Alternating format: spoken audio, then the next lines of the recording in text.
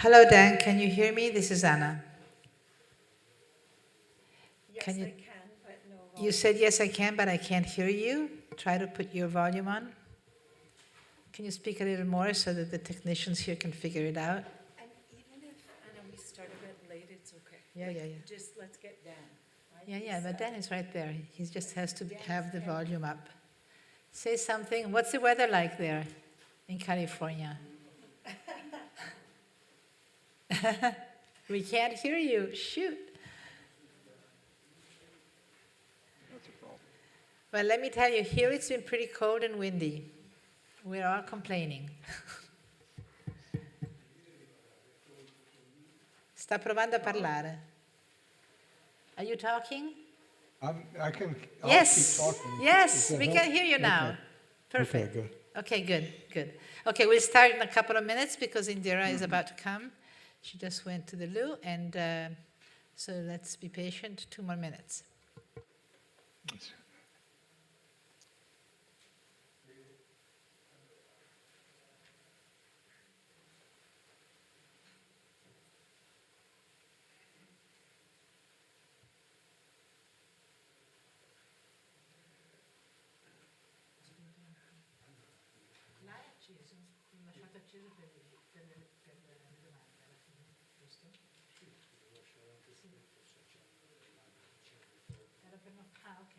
Era solo per non farglielo toccare per i discorsi solo. Lo lasciamo sempre? Oppure solo sì. fare l'introduzione? No, poverino, lui vuole esserci sempre, però quando ci saranno le live... Lui ci sarà sempre. Possiamo mettere anche una finestrella. Bravi.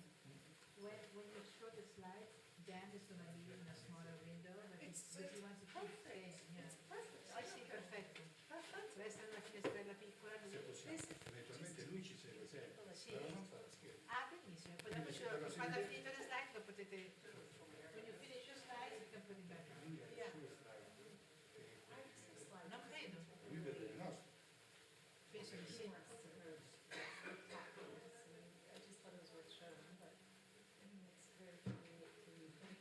we ready? We have one point. Micro on.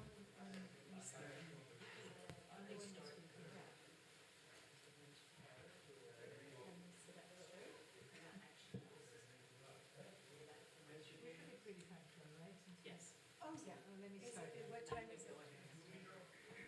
Okay.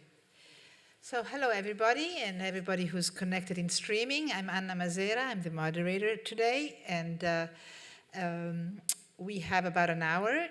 And Dan Gilmore is connected from California, and then here on my right is Natalie Turvey, president of the Canadian Journalism Foundation. On her right is Indira Lakshmanana, the executive editor of the National Geographic and Media. And Dan Gilmore, as you know, is from Arizona State University, and he's the one who really wanted this panel, so I'm going to start with him. But I want to make sure you all know that in this room, we are lucky because we have a microphone that's separated, so, and you can come up on stage and ask questions if you want. So in many other rooms, it wasn't possible to do that because of the COVID restrictions. So we are trying to keep, a lot of time for questions. So in the end, I will ask you if you have questions, and please come up. And I think the microphone is already on. You can ask the question there. So welcome, Dan. Can you hear me? Yes, I can hear you. Can you hear me? Wonderful. So you proposed this panel, so I'm asking you to introduce the subject. What makes media literacy so urgent now, and how do we fix this problem that has to do with the demand side of information, meaning users? How can it be done at scale? I would like to know from you also why doesn't, or if the USA hasn't done it already, why not? What are the obstacles to media literacy, and what can be done to get rid of it?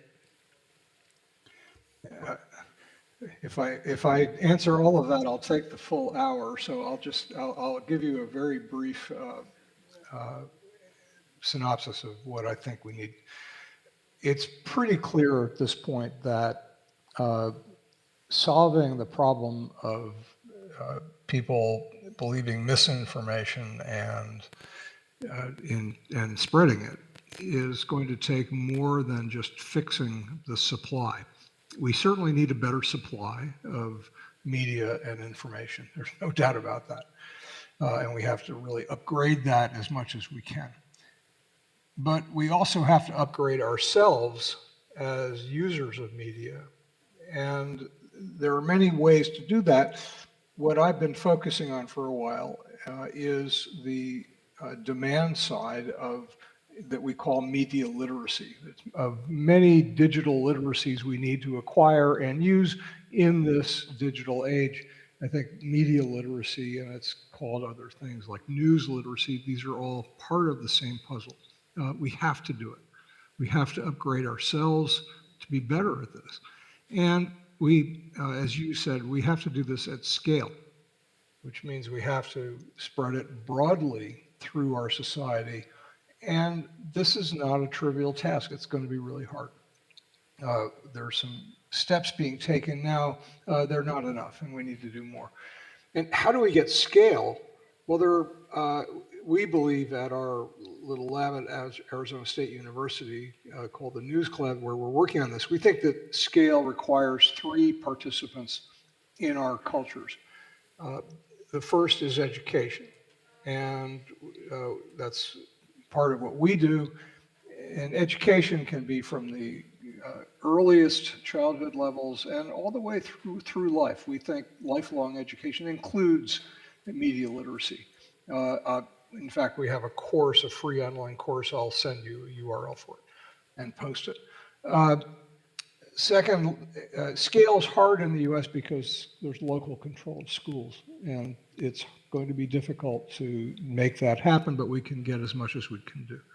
The second place for scale is the media themselves, and journalism has a huge role to play in bringing scale to media literacy.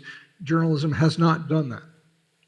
We think that this is a very unfortunate thing, and we're helping, we hope to try and fix that. And media include, by the way, Hollywood, music, and advertising, public relations. We think media generally should be playing a big role. The final place for scale is the companies that define scale in our world today, and that's the media, the platforms. And they are doing a little bit, but we don't think they're doing enough, and we'd like to help them do more. So scale is hard, but we're going to work on it. The US, you asked how we're doing, not well. There's some laws in some states that are requiring some literacies, but it will take a lot more effort by a lot more people. And we're optimistic that it's going to be a slow process. I'll stop with that.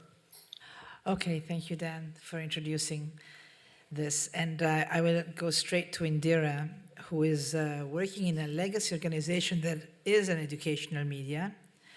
And so I will ask her, how can media organizations help explain media literacy? And how does yours, I mean, in the National Geographic? Thank you so much, and thank you for inviting me to be part of this.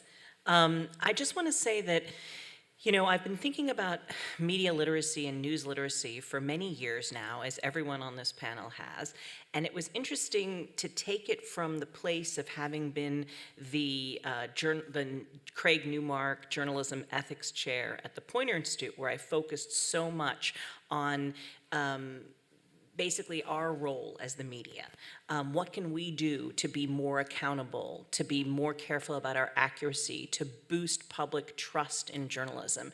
And I was really studying why this public trust in journalism had so ruptured from 2016 on, and all the evidence we had, which has been, you know, published by, for example, Craig Silverman, who was at the time with BuzzFeed, an incredible media writer, and how he sort of analyzed how Facebook and other social media sites were taken over by people who were spreading false news or false information. I hate the term fake news, because if it's news, then by definition it's not fake. And if it's, you know, if it's real and factual and accurate. So having spent several years studying why do we believe things that are wrong? How does false information and misinformation or even disinformation spread on the internet? What are the networks? How does this happen? And really thinking about the polarization of our political system. For a bit over 2 years now, I've been happily at a new job as the senior executive editor at National Geographic Media. And we are a general interest media company, but we also have a really strong educational backstory. You know, the founding of National Geographic 134 years ago was specifically with the intent to educate and inform about the planet, the animals, you know, cultures around the world. And so I think that we have always taken our educational role very seriously. And in addition to being the National Geographic flagship magazine that you see in scores of countries around the world in the main English edition, we also have National Geographic Kids, National Geographic Little Kids, National Geographic History Magazine, and of course our online site. And I wanted to bring and share with you today this book that we put out that came out just last year called Breaking the News: What's Real, What's Not, and Why the Difference Matters. So it's a book that we produced essentially for kids, and it's meant to sort of start at the demand side, as Dan so rightly put it, that we can't just fix media with the supply side or fix the problem of misinformation on the supply side. We also have to fix it at the demand side. And what I love about this book we did is that it really gets at the youngest consumers, the future consumers of news. So if you're starting at the age of 5, 6, when you're first starting to read, when you're first exposed to, maybe you're exposed to internet, maybe you're exposed to TikTok, how do you know what's news, what's not, what's real? And some of the things, I'd be happy to pass this book around, but it's, you know, uses visuals, which we're so famous for, and also tells you how you can identify real images versus fake images. Something which I think all of you are probably very familiar with is reverse search on Google or TinEye and other tools that can help you figure out which pictures, the provenance of pictures. At this very conference, there's a really interesting program about the Content Authenticity Initiative, which is being led by Adobe and 700 media and technology companies, and they're trying to authenticate pictures. But basically, what we're trying to do in this is teach kids that from the very beginning you have to be critical of everything you read and everything you see, and don't just take it as being reality. And one quote in here, which I love, this little foreword was written by our former editor-in-chief, Susan Goldberg, and she shares this piece of advice that all of us who came up in legacy newsrooms in newspapers in the United States or newswires were told, which is, if your mother says she loves you, check it out. Right? And so the classic that you have to check every single fact, you know, and I remember being told by one of my Metro editors, you know, if the person says his name is Smith, ask him how to spell it. You know, find out the name of the dog, you know, literally find out everything, check all your facts. So now it's so much harder to tell apart what's real and what's not when so much is coming at you, and particularly kids. I find it fascinating to look at surveys that show when they're asked what their source of news is, kids will cite TikTok. TikTok, of course, we think of it as an entertainment platform. It's not a news platform. But this book and the website that goes with it is all about, you know, how can you tell if a website is fake? How can you detect phony photos? How can you become a fact checker yourself as a kid? How do you uncover your own biases? And how to become more open-minded about information that you might not agree with. So, of course, this is written in a format for children, but I think you sort of have to get people young. I think a lot of our work in the news industry, certainly work that I've been involved in, the Poynter Media Trust Survey and other things, have been so focused on trying to get adults to change their mind. It's hard. I mean, I'm here to tell you, it's hard to get adults who are entrenched to change their mind. And if they're already susceptible to misinformation, they, you know, it is sometimes, I hate to ever say that it's too late for anything, but I think it's easier to teach kids at the front end how to be a savvy news consumer. And I'm delighted that more and more schools, including my own children's schools, their elementary school, have media literacy programs in place now. That's a growing trend to try to teach kids how to identify those things. So I'd be happy to talk more about that and talk about a series of videos I made about uncovering your own biases and identifying bias in news. It was a series of 8 videos I did for the News Literacy Project, and those are also shown in K through 12 classrooms around the country, around the US. But that's just an introduction to why I think it's so important that we start with kids. And if anyone would like to look at this, I'd be happy to pass it around. That's great, thank you. And thank you for bringing a hardcover book. I mean, a paper version. Here we are talking about digital literacy, and we're going back to square one, back to books. We do have the digital website version as well, but it's nice to have something tactile. So this brings us to a problem that I'm concerned about it's that it's going to take a long time. I mean, if we're talking about starting with kids, it's going to take at least another generation or two before we can talk about spreading media literacy. And so I'm going to ask you, Natalie, since you're presiding, as president of the Canadian Journalism Foundation, which is a foundation that is on the audience side as well. So I was thinking, how is the Canadian Journalism Foundation tackling the literacy problem, and are you optimistic or pessimistic that we're going to see this problem solved in our lifespan? Thank you, Anna, and thank you, everyone, for coming. It's wonderful to be back with you after a few years. The Canadian Journalism Foundation has been, Anna, working in this space for some 5 years, and we're grappling with a lot of the same issues and questions that Dan and Indira brought up in their introduction. And in the lead up to this panel, I've had a lot of conversations with people at the festival about, is media literacy working?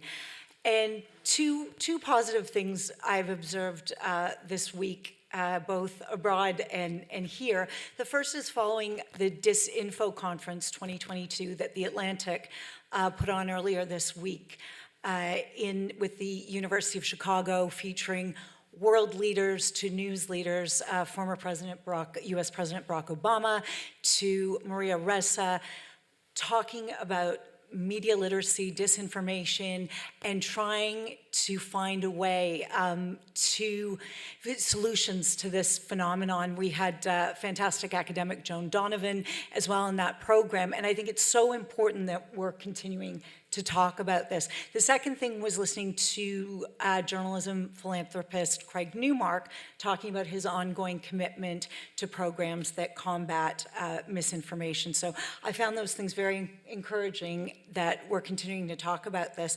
I was with Dan in 2019 on a panel just across the hall on nutrition labels for news, so another approach to media literacy, and I revisited that panel to see how our approaches have changed and some of the challenges in the media landscape.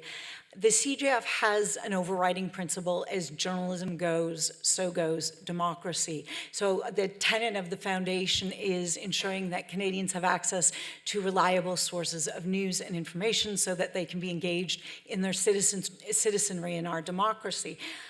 So it was natural that, Anna, we started on the upgrading the audience side, on inoculating the audience on the pre-bunking that we're seeing. And if I'm able to show my slide deck, tech hasn't been my strong suit in this conference, I'll take you through our approach and its evolution and why we've changed our thinking around some of our initiatives.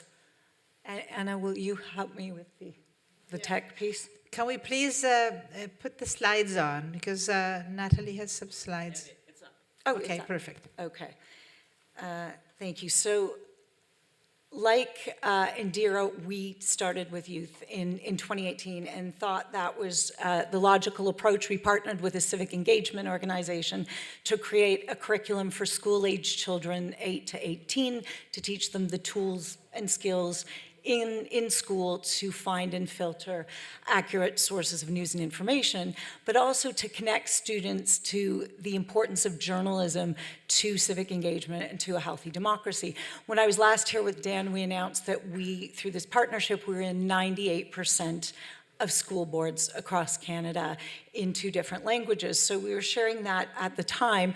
In parallel, in 2019, we were also doing some research in the landscape, and others were. And what came out in the studies and research that that the kids were all right. It wasn't the youth at that time that was the issue. That we were seeing the older cohort, the 65 plus, that were in our research 4 times more likely to share pieces of misinformation on social media platforms. So we started to turn our attention to voting age Canadians, to create a program for them. In our research, 90% of Canadians at the time in 2019 admitted to falling for misinformation, and only 1/3 of Canadians were checking news and information before sharing it. So we consulted with journalism experts and academics, journalist newsrooms at the time, and we'd seen a lot of checklist approaches, and that's why I love your approach so much, Indira, with kids. And we wanted to apply some of that same principle to our program for voting age Canadians, using humor, using graphics that people will engage in, being present across all the channels where you're seeing misinformation, mirroring some of those same themes, but turning them on their head. And we launched a program called Doubt It, which speaks to the same ethos that Indira outlined, that gut check. If you doubt it, then you take that moment before sharing it, check it, challenge it. Oh, there we go. So we launched with a national quiz to test people's media literacy chops, and it was highly shareable across social media. Fun graphics, digital ads that became very viral in this campaign. And then we partnered with notable Canadian media. So journalists you'd see on your nightly newscast to do PSAs for us, 10, 30-second minutes to a minute spots that ran across social media that identified that point where people were sharing misinformation. And worked with YouTube influencers to get the other spectrum of that generation, the 18 plus, on everything from video manipulation, cheap fakes to deep fakes in this campaign. And the whole premise of the campaign is if you can build these small habits, this is a huge problem, but if you can take little steps every day to check, to doubt it, check it, challenge it, then you can build these important media literacy muscles. Of course, in the pandemic, we turned our attention to COVID-19 misinformation with a program, a national social campaign called Keep Truth Well, aimed to inoculate the public against COVID-19 and vaccine misinformation. We also went back into the field with research and found that Canadians who followed the news at least once a day were 60 to 70% more likely to be receptive to getting the vaccine when it came out, compared to those who didn't consume daily. So that survey showed that clear link, that research showed the clear link between Canadians' enthusiasm for the vaccine and their trust in news. We then continued with that campaign, and again, identifying some of the misinformation themes that we saw on social media, and again, turning them on their head, whether it was scammers preying on people to snake oil salesmen with alternate cures at the time. And our other campaign that has been going on in parallel is World News Day, that I had the pleasure of speaking to earlier today, that Indira and Nat Geo have participated in. And that's what Dan spoke to the newsroom piece, the journalism piece. This campaign connects newsrooms from around the world with the public to demonstrate the power, the impact of their journalism to affect positive change in lives and communities. And the aim is ultimately media literacy, but also to build trust with news organizations and their audience. Now, Anna asked the question about whether I'm optimistic. I'm eternally optimistic. I started with optimism, but Anna, I can't speak for the audience side. I can speak to what journalists are doing every day to show the work they're doing, to build trust and transparency, but I can't speak to, we can't speak to the audience. And, I end this panel saying we're all doing incredible work, and I think it is so important to equip people with those critical thinking skills.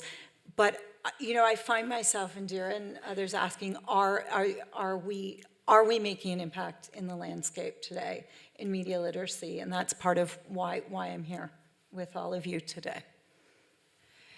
Thank you, Natalie. And I would like if from the back you could put back Dan Gilmore on. I would like to see him again, connected if it's possible. Here you are, Dan. So you heard both Indira and Natalie, and I'm sure you have things you want to add to this. And the one question, of course, that still needs to be answered is, do we think we can solve the media literacy problem? Do you think this proposal is feasible? If you allow me, I'll rephrase that a little bit. I think we need to solve a larger societal problem of public trust in things that they should trust. And that's not going to be solved solely by media literacy. This is one component of many.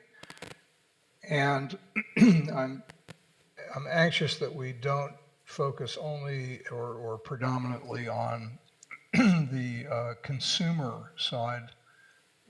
And I love the projects that we just saw from our other panelists. Those are great. And they are certainly components in the overall effort that has to be made. There are so many pieces to it that we need to look at. But I'm delighted to see more and more of these things aimed at people who are trying to make their way through this jungle of media.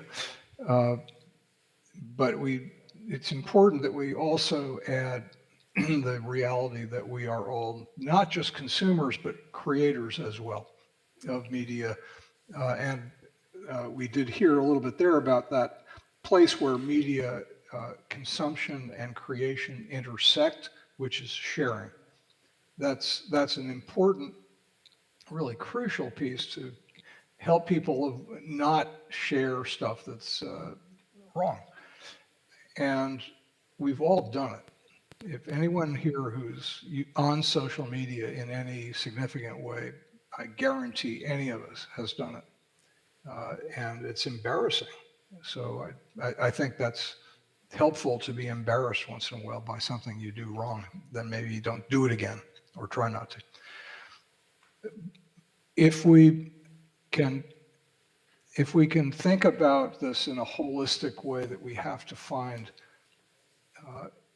common ground with folks who we don't agree with on some political issues to want to get reality back into our lives. I think that's going to help too, but this is going to take a while. We've spent a long time digging ourselves into this hole, and it's going to take quite a while getting out, but I think at least we've discovered or rediscovered the first rule when you're digging yourself into a hole, which is to stop digging.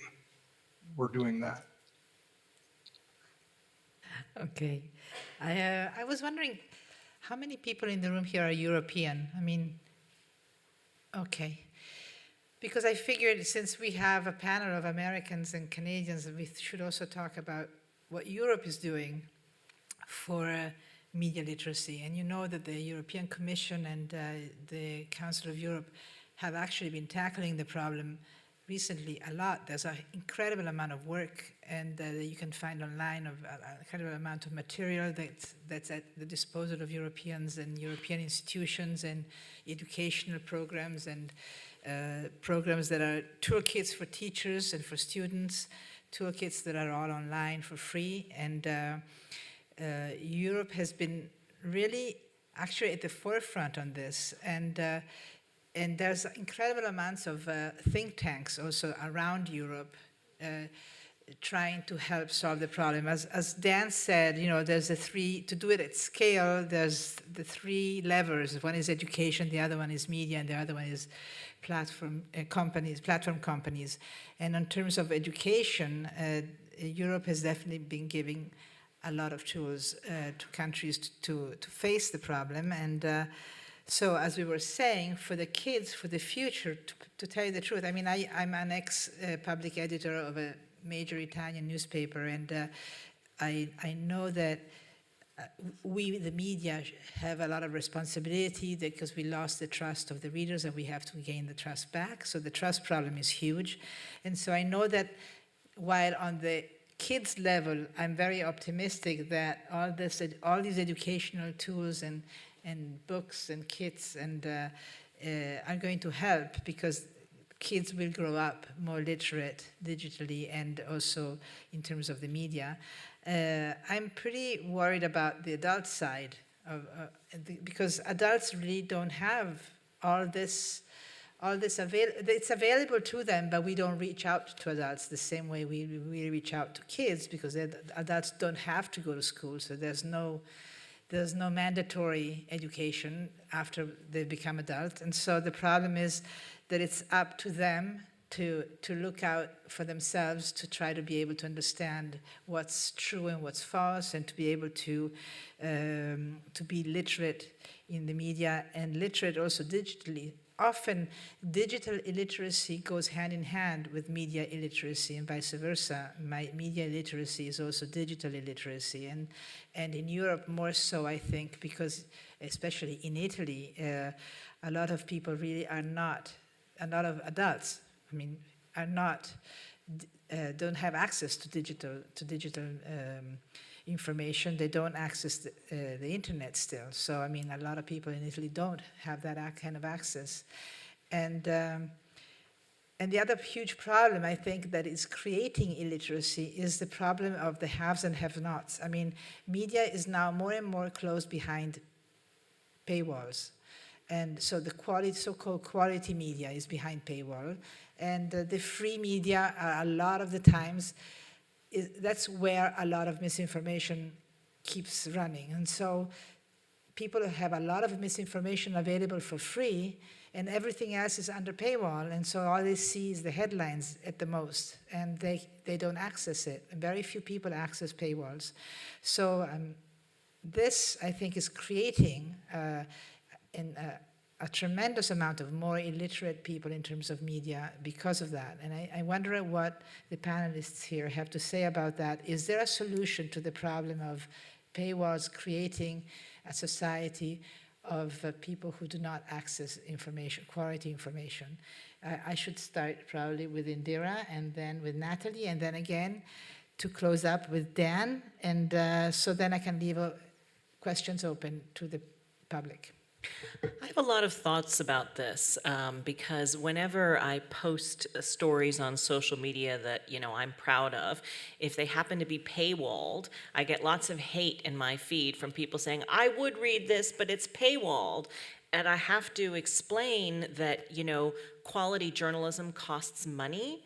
That, we have to pay reporters and editors and photographers, that this is not fake stuff that we're taking for free, stealing from stock agencies and just slapping up there, or it's not someone in their mother's basement writing out of their imagination. We're actually sending people to Afghanistan, to Ukraine, that we're actually sending people around the world to tell stories. And I speak not just for myself, but for all quality media organizations. And it's always frustrated me that people don't want to pay for news, because prior to digital, people did pay for newspapers. Maybe it was a quarter, maybe it was a nickel, maybe it was cheaper way back in the day, but people did pay for news. And of course, in places like Britain, they pay for their public television. They pay for the BBC through television licenses. In the United States, we pay for television in that we are forced to watch ads. If you're watching linear television, you watch ads, or you pay for it because you buy a streaming service that is a subscription streaming service in which you're paying for the service of not having to watch ads. So one way or another, we've always throughout history paid for news, even back when it was pamphlets or, rock carvings. I mean, we've always paid for news in one format or another. And so it frustrates me when people don't, say they don't want to pay. Now, if you cannot pay, we have public libraries. We have nonprofit media that do have free websites.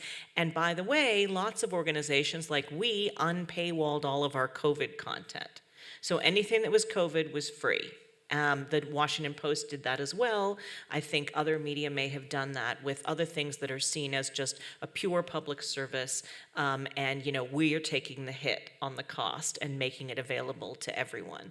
So it's a tough question that you ask. As I say, one way to address that is to take down paywalls for critically important public service information. Before coming to Nat Geo, I was the executive editor at the Pulitzer Center on Crisis Reporting, which is an entire institution dedicated to finding, to supporting important critical stories that wouldn't otherwise be told because people wouldn't have, journalism organizations don't have the money to tell them, so that's grant funding for those stories, and then we made all of the stories available for free on our website. So if we supported the New York Times on a story, if we helped AP on a story, it didn't matter who it was. If they were paywalled, the agreement was they had to give us the content that we then supported them to do, and we would put it for free on our website to anyone, for anyone to read for free. So I guess my answer is multi-layered. There are ways to get good quality content through organizations like PulitzerCenter.org and other places that are making the information available for free. We've seen in the last 5-10 years, at the same time that we've had rising problems with misinformation, we've also seen a great rise in philanthropy that is helping nonprofit news sites, from hyper-local ones to major global ones. And philanthropists like Craig Newmark and others taking an interest in supporting reliable information. So I honestly think the information is out there, and maybe we need to create a path that makes it easier to find it. Maybe that's an answer. I also wish that people would dedicate part of, even a limited household budget. If you're going to spend for HBO, well, boy, I wish, if you're spending $16 a month for HBO, I wish you would be willing to spend, $5 a month to donate to your public radio station, which is giving you all of that for free, or your PBS, your public television station, that's giving you that for free, or to your local newspaper. And I think The Guardian does a really good job of saying, we're giving this to you for free, but please help us. It costs us to make news. It costs us to produce news, so please make a donation. And they've had quite a lot of success with that kind of membership model. I think Indira touched on a lot of the thorny pieces of that question. What we try to do, and where you started, Indira, is a lot around that education piece as well. So we conducted, in parallel with some of the research I highlighted, focus groups where we sat behind the glass with informed Canadians, general population, and questions around news. And I was staggered to see in both populations there really is that lack of understanding that big investigative stories with impact cost a lot of money. And a lot of that population, they feel news is ubiquitous. It's on, television channels and doctors' offices. And those were a lot of the answers, and not even really understanding a lot of the models for funding journalism in Canada. So part of our mandate is a lot around that education piece, as well, demystifying what goes into that journalism. With our youth program, we were able to get Canada's big news outlets to sign on to provide students with the unpaywalled content. Same phenomenon, Indira, with COVID. keeping Canadians safe and informed news was all free of paywall. But I think it is a really thorny issue, and steering people to those pathways where they can obtain content, I think is one of the solutions. But it is indeed a challenge.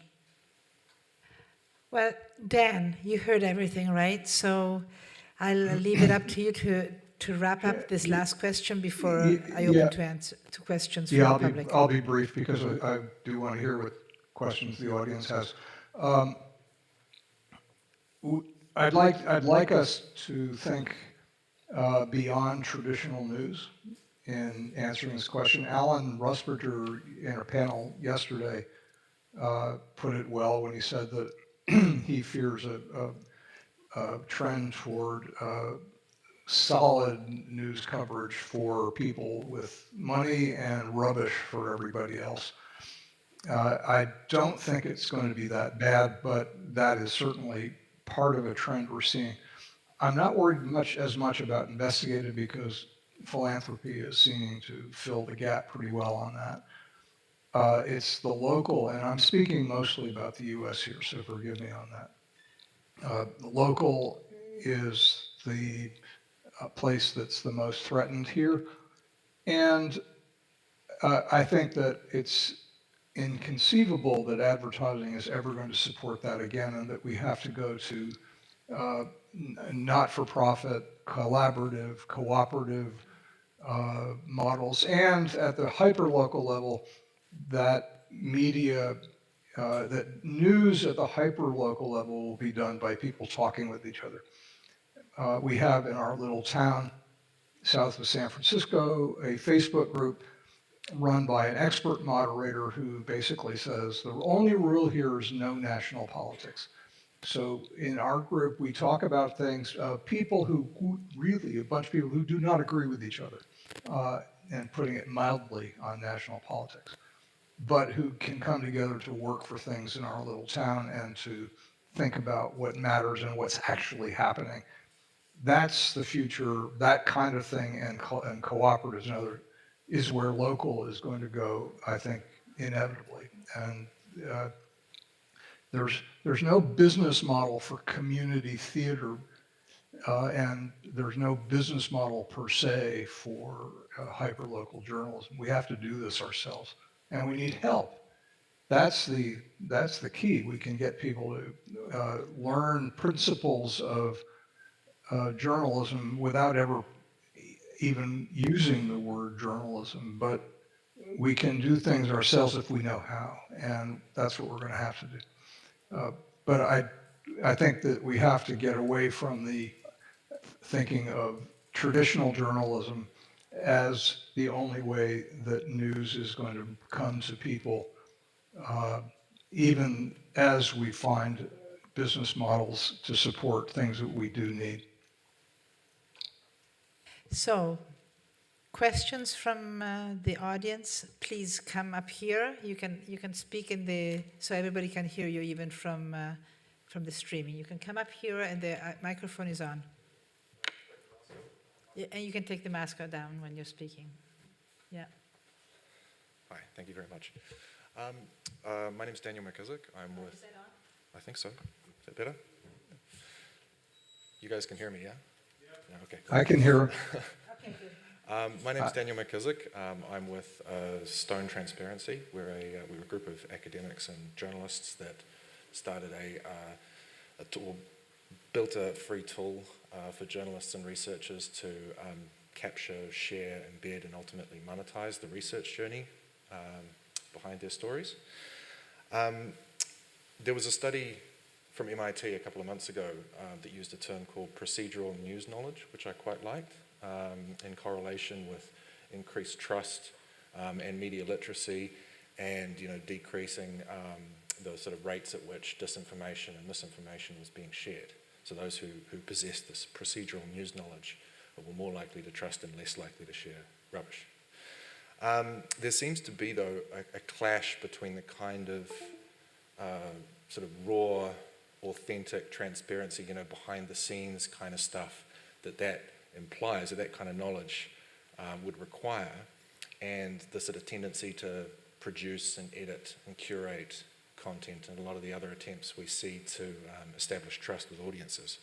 So I wonder, my question is, what are the kinds of things we might actually need to do differently in that sense? Are we going to need to, I guess, give things up, and be a little bit more willing to sort of put all the cards on the table in order to rebuild trust and establish media literacy?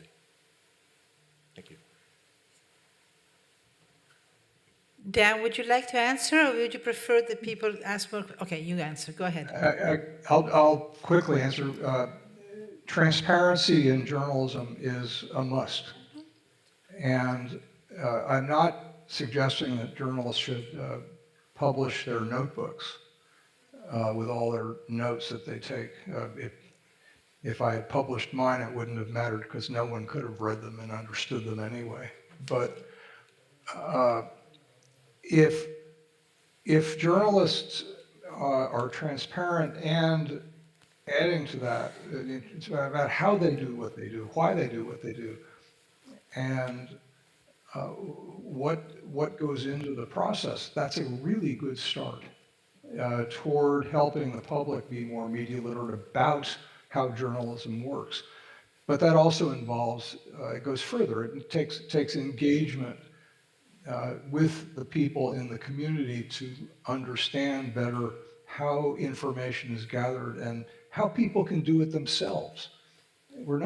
We shouldn't be helping, as journalists, people understand the process only so they can say, oh, you journalists, I worship you. No, that's silly.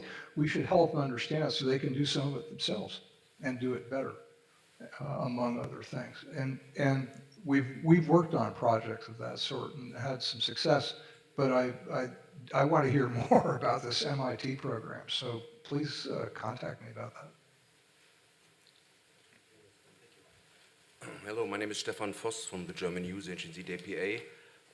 As Dan and you have talked about the role of journalism in helping media literacy, my question is, I don't even know or if a lot of journalists or a high percentage of journalists obtains the skills for media literacy, means open skills that what you've mentioned, image reverse search, geolocation, Google operators, and stuff like that. That is basis needed for debunking things. So I would just like to know your perspective on that.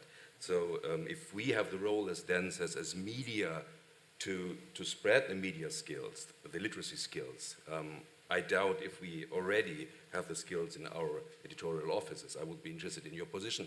And the second thing is, it's all about debunking claims when we talk. That's the regular thing. You see claims on your Instagram or TikTok, on Facebook. Debunking claims is fact check, what you have mentioned as well.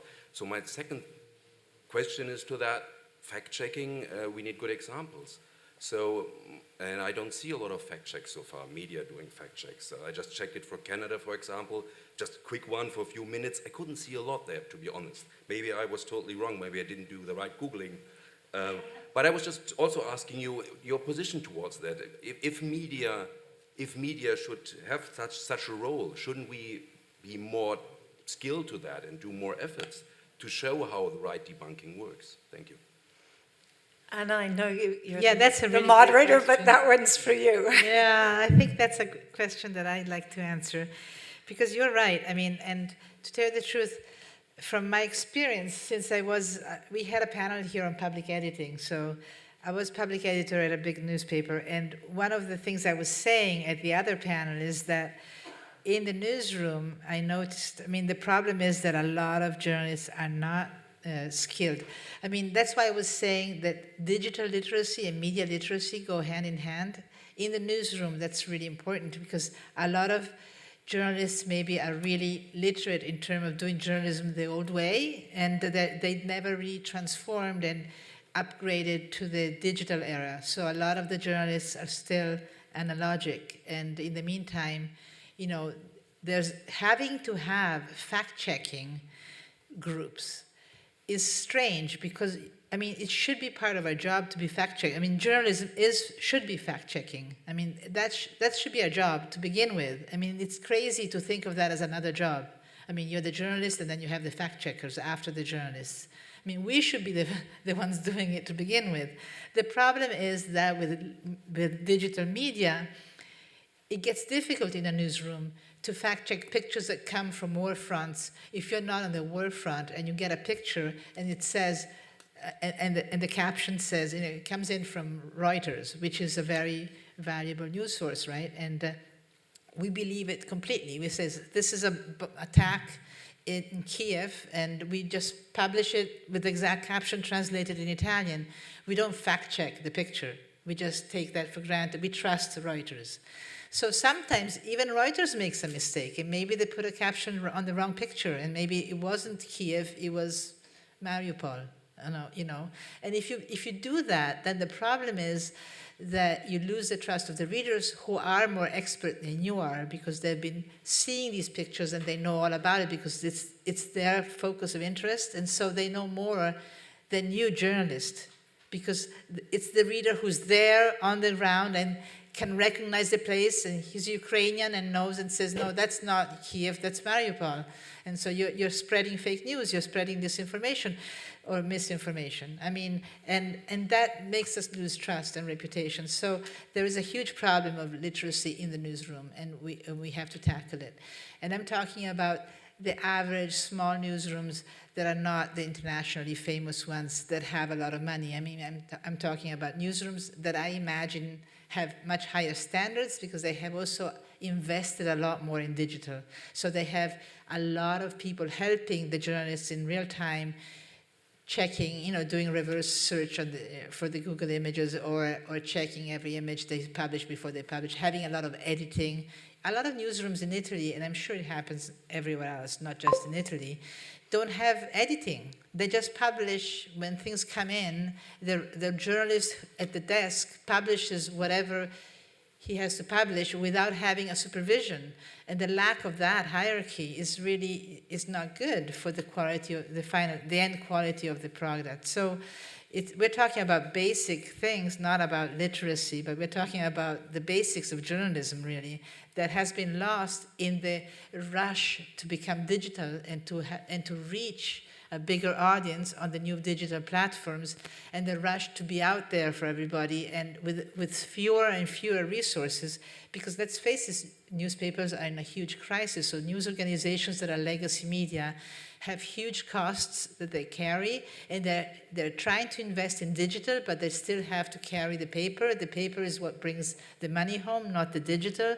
So in the end, when I posed the business model problem, the paywall problem, I think it goes back all to that, because the paywall problem, the business model problem for the news organization is what will help the news organization survive and thrive and be trustworthy to the public. So it goes hand in hand. And the problem is that in newsrooms that are legacy media, journalists do journalism, and they have nothing to do with the business model. The business model is chosen by the publisher, and the publisher doesn't check how journalism is being done. Everything is really separate. In the new organizations, this new startups, the new digital media are more intertwined, where everybody feels entrepreneur and everybody cares about their model, and so they take it upon themselves. And I think that kind of is, things are changing for the better, but the old legacy media are in big trouble right now, I think. And only the ones that have a lot of resources, like the Washington Post, because Jeff Bezos bought the Washington Post and gave tons of money to digitalize, they're in great shape, or the New York Times. But around the New York Times and the Washington Post, there's news deserts. And there's struggling news organizations that are hardly surviving, and they're paying very little. In Italy, freelancers are paid like €7 for a story. I mean, we're talking about less than, your cleaning lady who comes for an hour to work for you. I mean, €7 for a story that might take a whole day, So what are we talking about? We're talking about quality going down the drain, because of course they take the first thing they see and they send it. They don't really waste time checking, and they think that time is money, right? So they need to pay more to fact check. So if that happens, this is, the end of quality journalism. So. Can,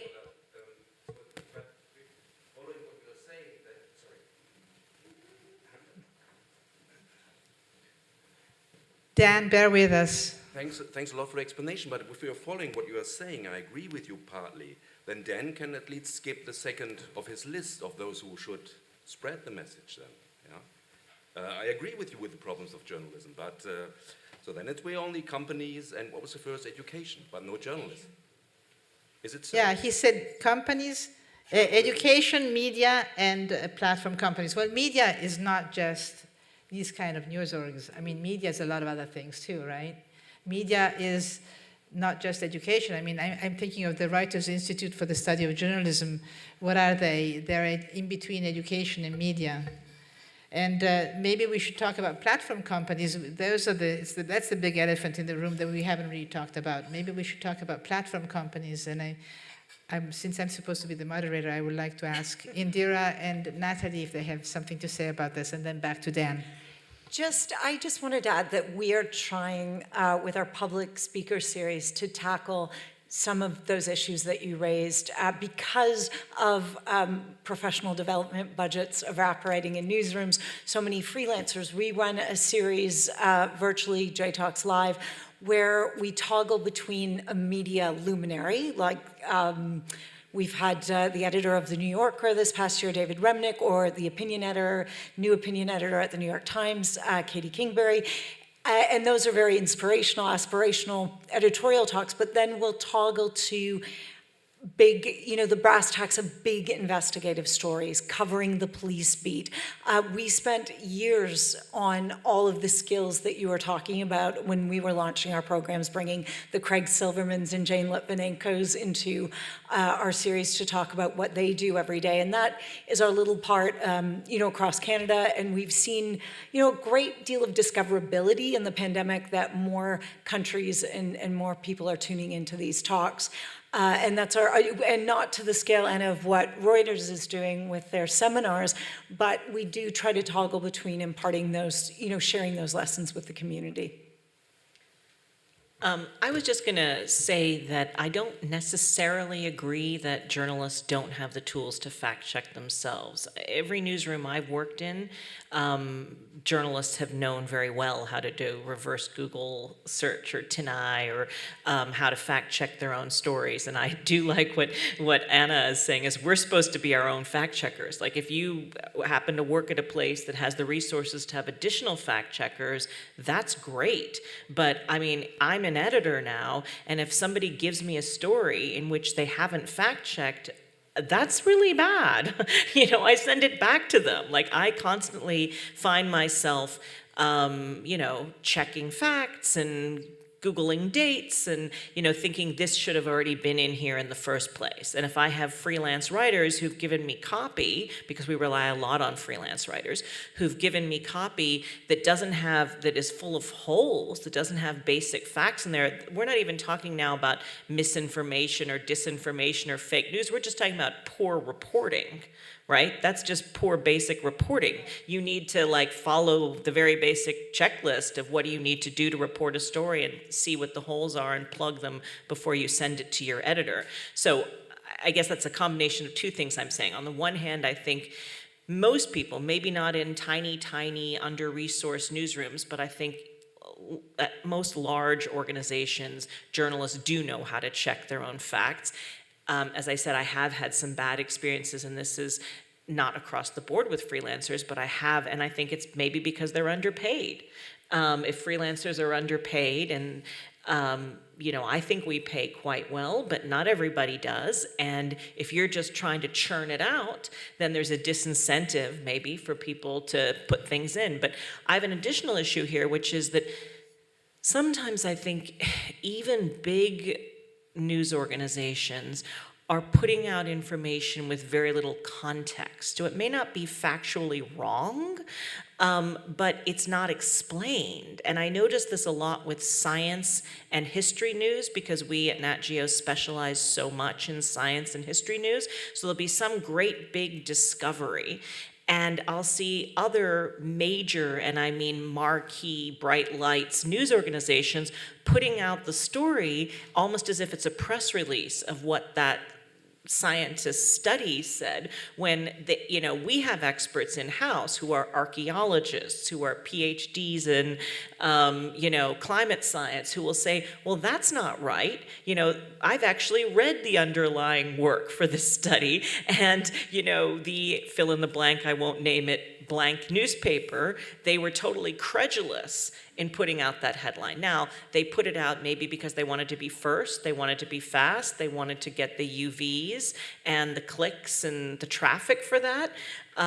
So there's some bad incentives in our system as it currently stands that don't always allow for full context and the most careful reporting. And that's unfortunate. I hope that's something that all newsrooms can work on so that we're not incentivizing people just for speed and traffic, and that we're actually incentivizing for contextualized, carefully reported, factually accurate, 100% backed up information that will stand the test of time. Thank you, Indira. I totally agree with you, and you totally nailed it. I think we have to. I would like Dan to wrap this up because I'm being told that we have to leave the room in 1 minute. So please, Dan, be quick, and we want to say goodbye to you, but we want to hear you first. I'm going to wrap it up by changing the subject and say that I think that we should all be giving our deepest thanks to Chris and Ariana and Francesca and this amazing team of staff and volunteers who put this astonishing conference on every year and do such a wonderful job. And thanks to my co-panelists and Anna for moderating here. This is terrific. And last thing I will say is that there is only one place on the planet Earth where it is ever appropriate to put the words journalism and festival together, and you're there. Thank you, Dan. Don't hang up yet. We need a picture of us with Dan. Lean in.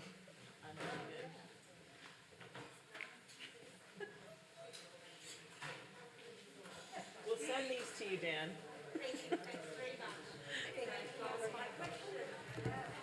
Oh.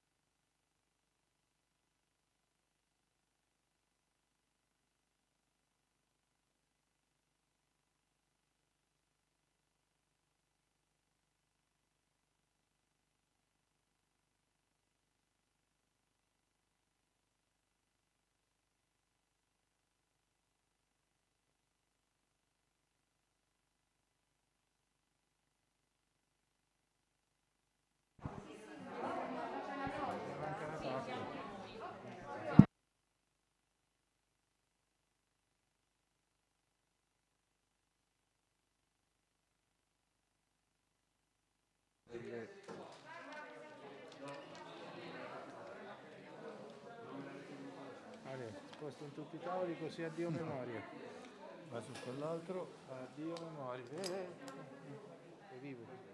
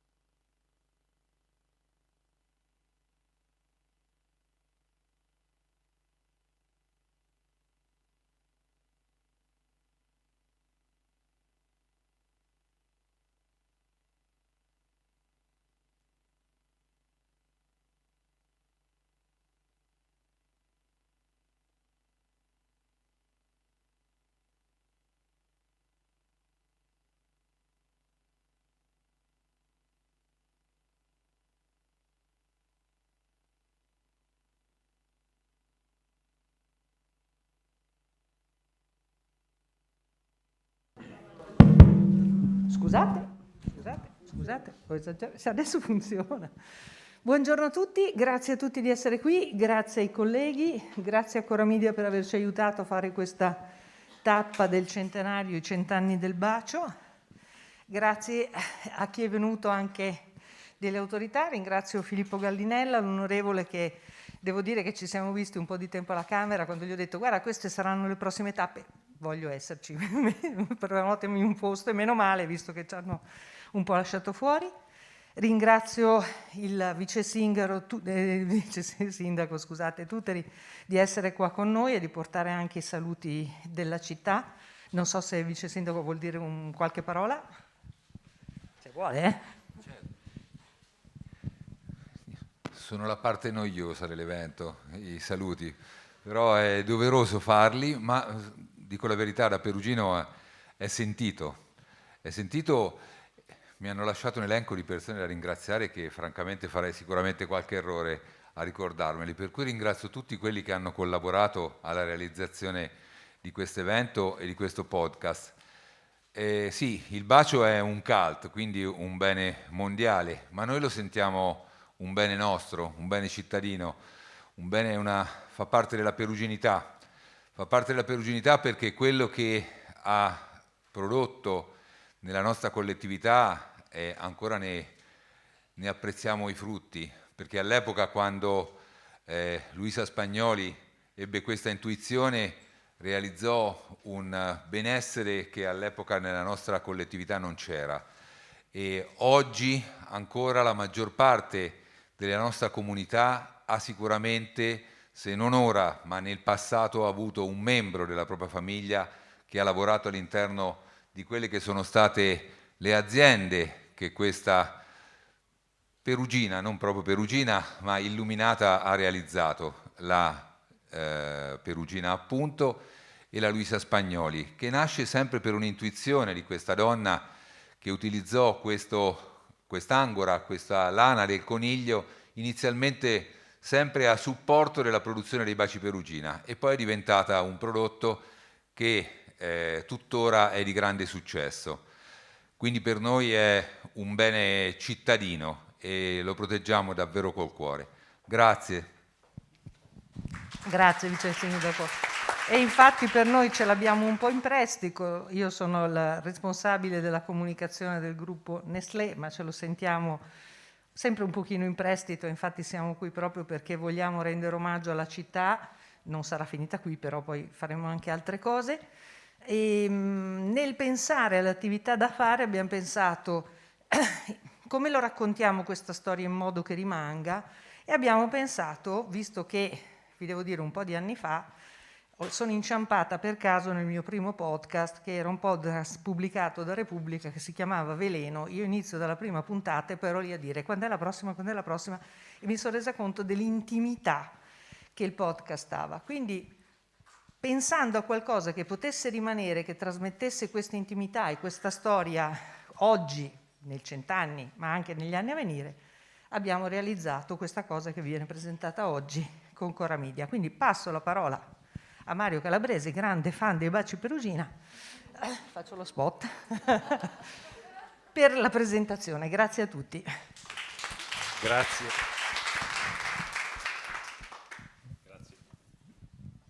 Grazie Emanuela e grazie a tutti.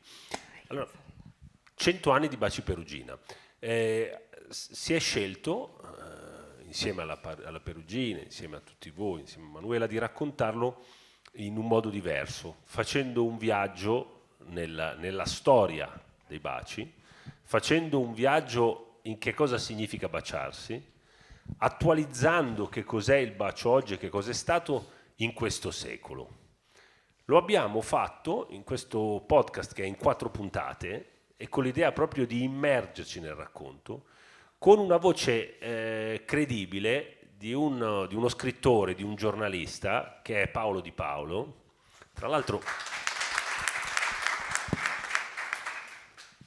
Paolo è un giornalista molto attento ai temi del presente, della quotidianità, ma con tutte queste incursioni nel passato. Io penso a tanti tuoi libri, non so, il libro su Indro Montanelli, che era uno spaccato di società italiana fenomenale, non raccontavi soltanto un giornalista, ogni volta tu vai a raccontare che cosa c'è intorno. E così hai fatto anche questo lavoro, sia sul raccontando la storia dei baci, raccontando la storia di come è cambiato l'amore, perché qui parliamo non soltanto dell'amore passionale o dell'amore romantico, ma parliamo dell'amore familiare, dell'amore del bacio tra gli amici, e quindi hai fatto questa divulgazione, hai fatto un viaggio in cui hai delle persone con cui ti incontri. Per esempio, sei partito sostanzialmente col viaggio a ritroso, perché sei partito con Chiara Gamberale, che è una che indaga e si interroga continuamente sulle forme dell'amore, delle coppie, delle famiglie, anche quelle che erano inimmaginabili. In una serie podcast che ha fatto anche lei, una delle puntate era su una famiglia, tra virgolette, sui generis, perché erano le persone che vivevano nella canonica con un sacerdote che aveva accolto persone diverse, e quindi lei diceva anche quella era in un certo senso una famiglia. E allora il modo in cui tu lo racconti è questo. Qui con noi ci sono Elisabetta Moro e Marino Niola, loro sono professoresse e professori di due materie simili ma poi leggermente diverse, insegnano tutte e due all'Università di Napoli, la Suor Orsola Benincasa. Lei insegna antropologia culturale, e invece Marino, che mi sono onorato per tanti anni di avere come collaboratore quando ero a Repubblica, è professore di antropologia del contemporaneo. Loro due hanno scritto insieme un libro per Einaudi che si chiama Baciarsi, quindi diciamo erano anche due persone ideali con cui fare questo viaggio. Insieme a noi c'è la responsabile del museo Perugina, che è Maria Cristina Mencaroni. Allora, noi oggi vogliamo fare un po' un viaggio con loro, facendovi sentire anche dei brevi estratti da 3 puntate del podcast. Tra l'altro le 4 puntate sono disponibili su tutte le piattaforme, fruibili gratuitamente, quindi da Spotify a Apple, a Google, sono ovunque disponibili. E sostanzialmente la serie, che si chiama Baci su Baci, è una storia del costume italiano attraverso questo secolo di storia dei baci. È un po' un'indagine sul gesto di baciarsi, e la cosa che a me ha affascinato di più, che Paolo è riuscito a cucire, che è una serie piena di richiami, rievocazioni, ricordi. Per chiunque, qualunque età abbia, ci sono dei pezzi che riaccendono, come avrebbe detto quel signore Proust, le famose Madeleine, che riaccendono dei pezzi dell'immaginazione, dei nostri ricordi, tubiamo i vari momenti delle nostre vite e della nostra storia. Allora io partirei però sentendo il primo degli estratti, in questo caso dalla prima puntata della serie podcast. In una ideale cronologia universale e personale insieme, i baci potrebbero funzionare da Madeleine. Le nostre vicende personali, baci veri e sognati, amicizie, amori, pensieri gentili, offerti e ricevuti, ma anche la storia del nostro paese, l'evoluzione dei costumi, il cambiamento. È così, il cambiamento, perché il modo in cui parliamo d'amore cambia, nelle pubblicità per l'appunto, nelle canzoni. Grazie dei fiori non è brividi, e nei film, e nei libri, nella nostra quotidianità.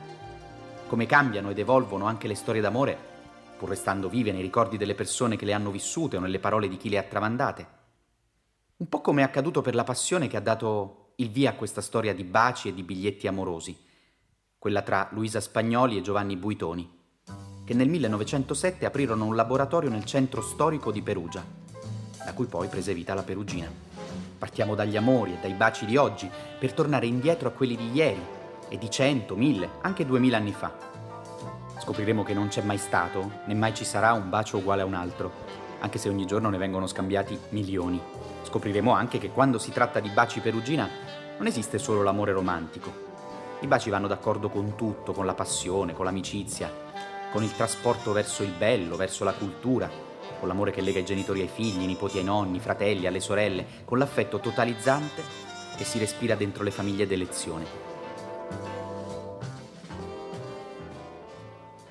Tanto ascoltarlo mi fa anche ringraziare, tra gli altri, Sara Poma, che è la responsabile di tutta la parte dei podcast branded di Cora, che secondo me è una delle persone, se non la persona più capace che ci sia in Italia a costruire serie podcast. Quindi complimenti Sara.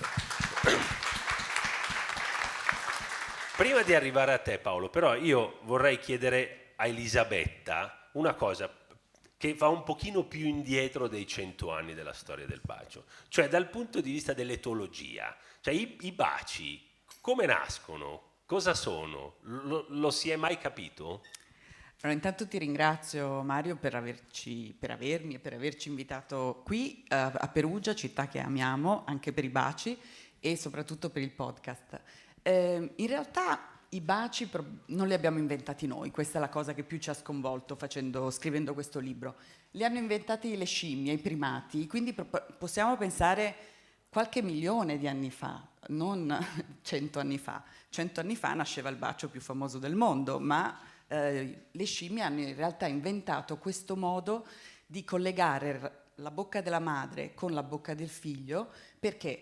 Perché in realtà bisognava dare da mangiare ai piccoli scimpanzé e quindi le madri premasticavano il cibo e lo passavano di bocca in bocca, come fanno anche a volte gli uccellini. Però siccome le scimmie hanno le labbra sono molto più avvincenti quando ci si avvicina e quindi a un certo punto, in un qualche momento che non sappiamo della storia evolutiva, le madri hanno capito che avvicinando la bocca, anche senza passare qualcosa, le labbra del piccolo ricepivano qualcos'altro, cioè un messaggio, una passione, un desiderio, attivavano qualcosa, un grande piacere. E quindi da lì è cominciato lo scambio dei baci. Le scimmie di fatto poi hanno trasformato questa pratica, assieme a noi umani, in una cosa simbolica. Quindi non ci si bacia solo per passare il cibo, ma ci si bacia per passare tantissime altre cose, soprattutto messaggi, comunicazione, sentimenti, passioni. E le scimmie però sono impressionanti perché non si sono limitate appunto solo alla funzione nutritiva, hanno cominciato a nutrirsi di sentimento attraverso la bocca. E quello che è impressionante è che i bonobo, che sono le scimmie che più ci somigliano, si baciano in continuazione, ma si baciano anche con baci omosessuali. Le femmine soprattutto adorano baciarsi fra loro perché prima fanno lunghe conversazioni, come facciamo noi umane, e dopodiché cominciano a sbaciucchiarsi. Dopodiché vanno anche oltre, ma insomma forse non è il tema di oggi. Però è l'inizio di una relazione e quindi in realtà noi abbiamo assunto questo gesto che non è umano e lo abbiamo però fatto diventare profondamente umano. Così profondamente che appena ci siamo messi la mascherina, appena sono cominciati i DPCM che ci dicevano che dovevamo stare lontani, la prima vittima dei nostri comportamenti provocata dal Covid è stato proprio il bacio, il primo gesto che noi abbiamo dovuto limitare tantissimo. Forse ricorderete che 2 Pasque fa il Presidente del Consiglio disquisiva se parenti, affini, conviventi, amanti, fidanzati potessero incontrarsi oppure no, perché la questione qual era? Si sarebbero scambiati baci e bacilli. E questa è la verità scientifica del bacio. Evolutivamente il bacio serve proprio a questo, a scambiare baci e bacilli, perché nel momento in cui noi ci baciamo con qualcun altro, scambiamo in 10 secondi 80 milioni di batteri. Non so se vi piace l'idea, però è così, è così. E comunque è utilissimo. E infatti è un trucco dell'evoluzione. Il piacere che noi abbiamo dalle labbra è un trucco dell'evoluzione fatto apposta per spingerci a baciare il più possibile. Più noi baciamo, più scambiamo batteri e più il nostro sistema immunitario diventa forte. Quindi in realtà oggi sappiamo da grandi studi che dovremmo baciarci almeno 9 volte al giorno. E anche mangiare 9 baci al giorno? Anche, certo, direi anche 10 forse, 10 baci perugina. Allora con Marino ci siamo detti, insomma la storia della salute umana è partita con una mela al giorno, vi ricordate? Poi 3 noci al giorno. Poi 9 baci al giorno e citando Totò noi diciamo dove andremo a finire di questo passo? Perché qualcosa sta crescendo e comunque questa è la grande ragione per cui ci piace baciarci. Meraviglioso, ci hai aperto e illuminato un mondo. Paolo, tu tra l'altro usi un po' un trucco che nei momenti chiave delle puntate scarti un bacio e giochi anche con il rumore dell'incartamento, della carta, giochi con quello. Quali sono? Come hai cucito insieme questo viaggio? Ma un po' quello che dicevi, cioè abbiamo tentato di capire come il bacio perugina fosse entrato nelle vite di tutti in questo secolo, quindi effettivamente tutti i viventi e coscienti in Italia hanno memoria, e non solo in Italia, hanno memoria di aver almeno ricevuto, condiviso, scartato un bacio. Mi è venuta questa idea che ho condiviso subito con Sara di usiamo il cartiglio, perché è ovvio che il cartiglio è ciò che lo rende così specifico, così diverso da altri prodotti di quel genere, e quindi questo cartiglio che porta delle parole. E allora da un certo punto di vista il legame era proprio questo, già stabilito nei fatti dal gesto di scartare un bacio e leggere. Bacio, come diceva anche Elisabetta, come forma di comunicazione preverbale, e poi intanto tutte le parole che stanno intorno a questo gesto così semplice, così intimo, e però pure così complesso, perché l'espressione stessa primo bacio ci piomba anche nell'esitazione, nella timidezza. Non è che baciare sia sempre facile, no? Ecco, allora questa stagione ci ha reso difficili i baci, li abbiamo rimpianti, però esiste nella testa di ciascuno anche un film, magari anche poi Marino e Elisabetta ci torneranno, un film della nostra vita con le scene tagliate come il nuovo Cinema Paradiso, dei baci che abbiamo dato, di quelli che non abbiamo dato. E quindi abbiamo pensato in queste 4 puntate di muoverci proprio su 2 assi. L'asse della storia dei baci perugina, l'asse della nostra storia. Io nella clip che si è sentita parlavo di cronologia universal personale, che è un gioco che ho fatto in un romanzo appunto di un po' di anni fa che si chiamava Dove eravate tutti, dove tiravo una linea del tempo che cominciava con la nascita del personaggio e andava avanti fino alla sua età adulta, e mettevo i fatti della vita del mondo nella parte sopra, i fatti della sua vita nella parte sotto, e mi chiedevo che relazione c'è tra i fatti della vita del mondo e la nostra vita sentimentale, affettiva. Ecco, il gioco è stato un po' questo, attivato anche nei cortocircuiti emotivi proprio dal ricordo di pubblicità, di jingle, appunto tu dicevi Tubiamo, ma sono tanti i momenti in cui anche soltanto, e questo nel podcast sarà molto divertente, viene fuori qualcosa della nostra stagione precisa, della nostra adolescenza, della nostra tarda giovinezza, della nostra età adulta, le pubblicità di Natale, cioè evidentemente si è costruito una sorta di immaginario. Questo immaginario è stato popolato dalle storie che anche questo oggetto in qualche modo ha prodotto.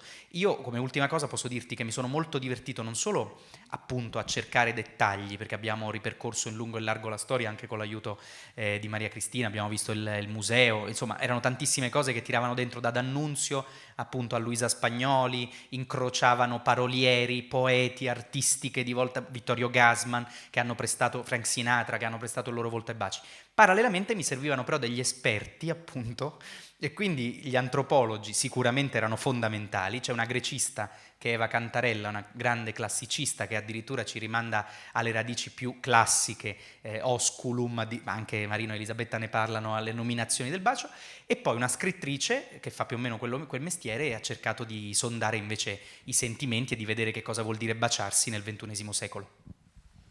Ti voglio chiedere una cosa, sembrerà una domanda strana che faccio a tutti, ma voi, quando scartate un bacio, quando leggete il cartiglio, perché per esempio io devo fare le 2 cose rigorosamente separate, cioè io prima, perché se penso che se faccio, non ne faccio bene nessuna delle 2, io per esempio prima mangio il cioccolatino, quando è completamente finito, solo a quel punto, negli anni poi ho iniziato leggendolo qua, adesso lo leggo qua, lo leggo. Allora volevo chiedere a voi cosa fate? Perché ci sono tante scuole di pensiero. Marino? Io faccio come te, Mario, anche perché l'amore è una questione di lentezza su queste cose e i preliminari sono fondamentali, come mi insegnate. E quindi prima mangio e poi spiano il cartiglio, perché spesso quindi va stirato, poi lo leggo qualche volta contro luce, dipende dalla luce che c'è, e quasi sempre sono molto contento perché poi le frasi sono belle, a cominciare da quella più celebre di tutte, no? Che il bacio è un apostrofo rosa fra le parole t'amo. Fatto sta che il bacio perugina in particolare è veramente la Madeleine dell'immaginario erotico degli italiani, perché è quella la nostra Madeleine, perché la dolcezza, che è una qualità fisica, è una qualità gustativa, diventa anche la dolcezza dell'amore, la dolcezza in generale.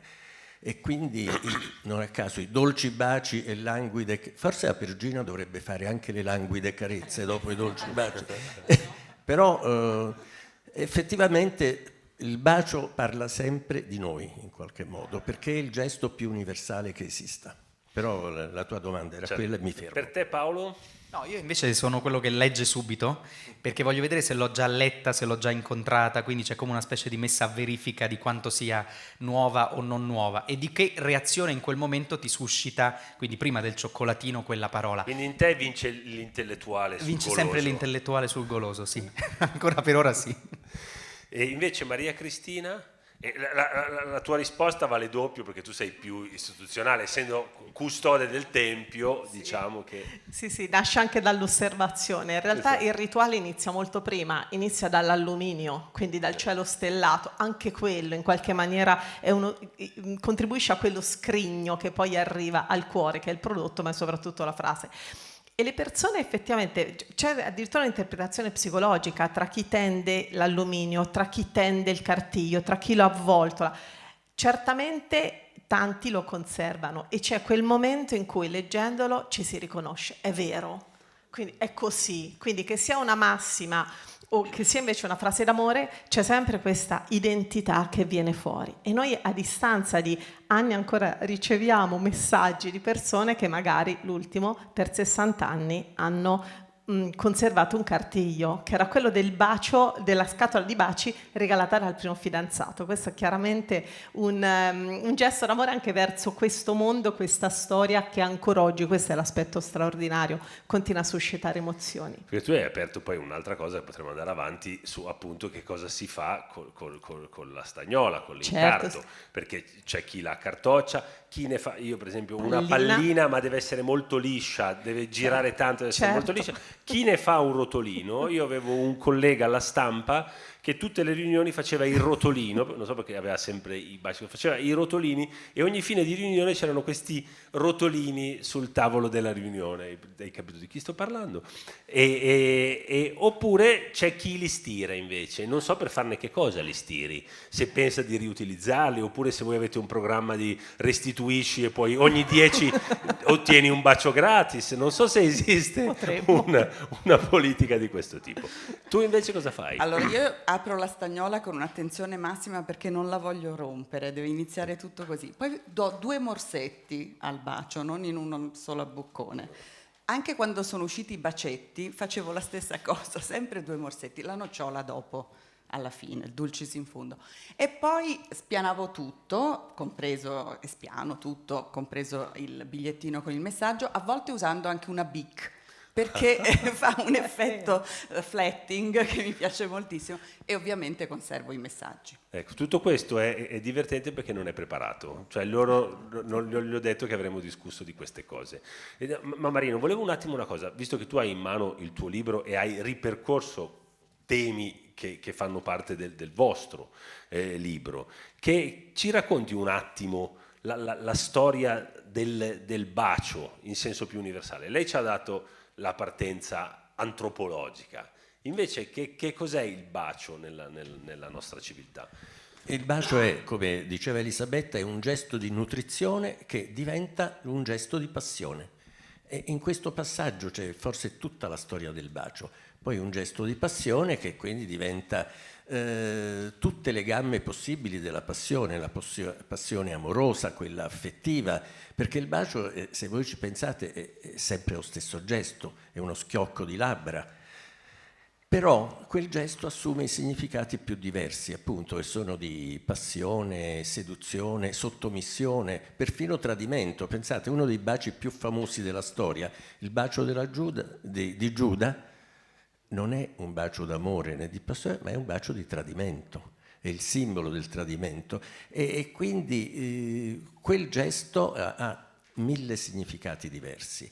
Noi chiamiamo tutto con una sola parola, altre civiltà invece prima di noi, i latini, i greci, usavano più parole perché loro sapevano che dire bacio non basta, tant'è vero che i latini usavano basium, da cui il nostro bacio, osculum, che era il bacetto che si dà ai bambini, il bacio affettuoso, e il savium, che era il bacio di passione forte, no? Quello con la lingua, quello che, come dice Isidoro di Sviglia, che era un bacchettone come tutti i padri della Chiesa, si dà alle prostitute, non è vero? ma il bacio alla francese. Quindi c'è dentro di tutto, c'è dentro appunto l'affetto, c'è perfino la religione. I primi cristiani si dovevano baciare necessariamente, perché altrimenti non si era cristiani. La partecipazione alla messa non era veramente compiuta se non ci si dava un bacio sulla bocca. Lo scrive San Paolo: salutatevi con il bacio di pace. Quello che noi adesso facciamo, c'è rimasto quel tocco fuggevole, no? Quando ci scambiamo il segno di pace, che appena ci sfioriamo, ma invece era un contatto forte, senza il quale non si poteva essere uniti e neanche fratelli in Cristo, il che vuol dire che il bacio è proprio questo, è una sorta di cortocircuito che produce unione. Grazie. Sentirei il secondo estratto dal podcast, dovrebbe essere dalla seconda puntata. Con un tubo e un bacio puoi dire tutto.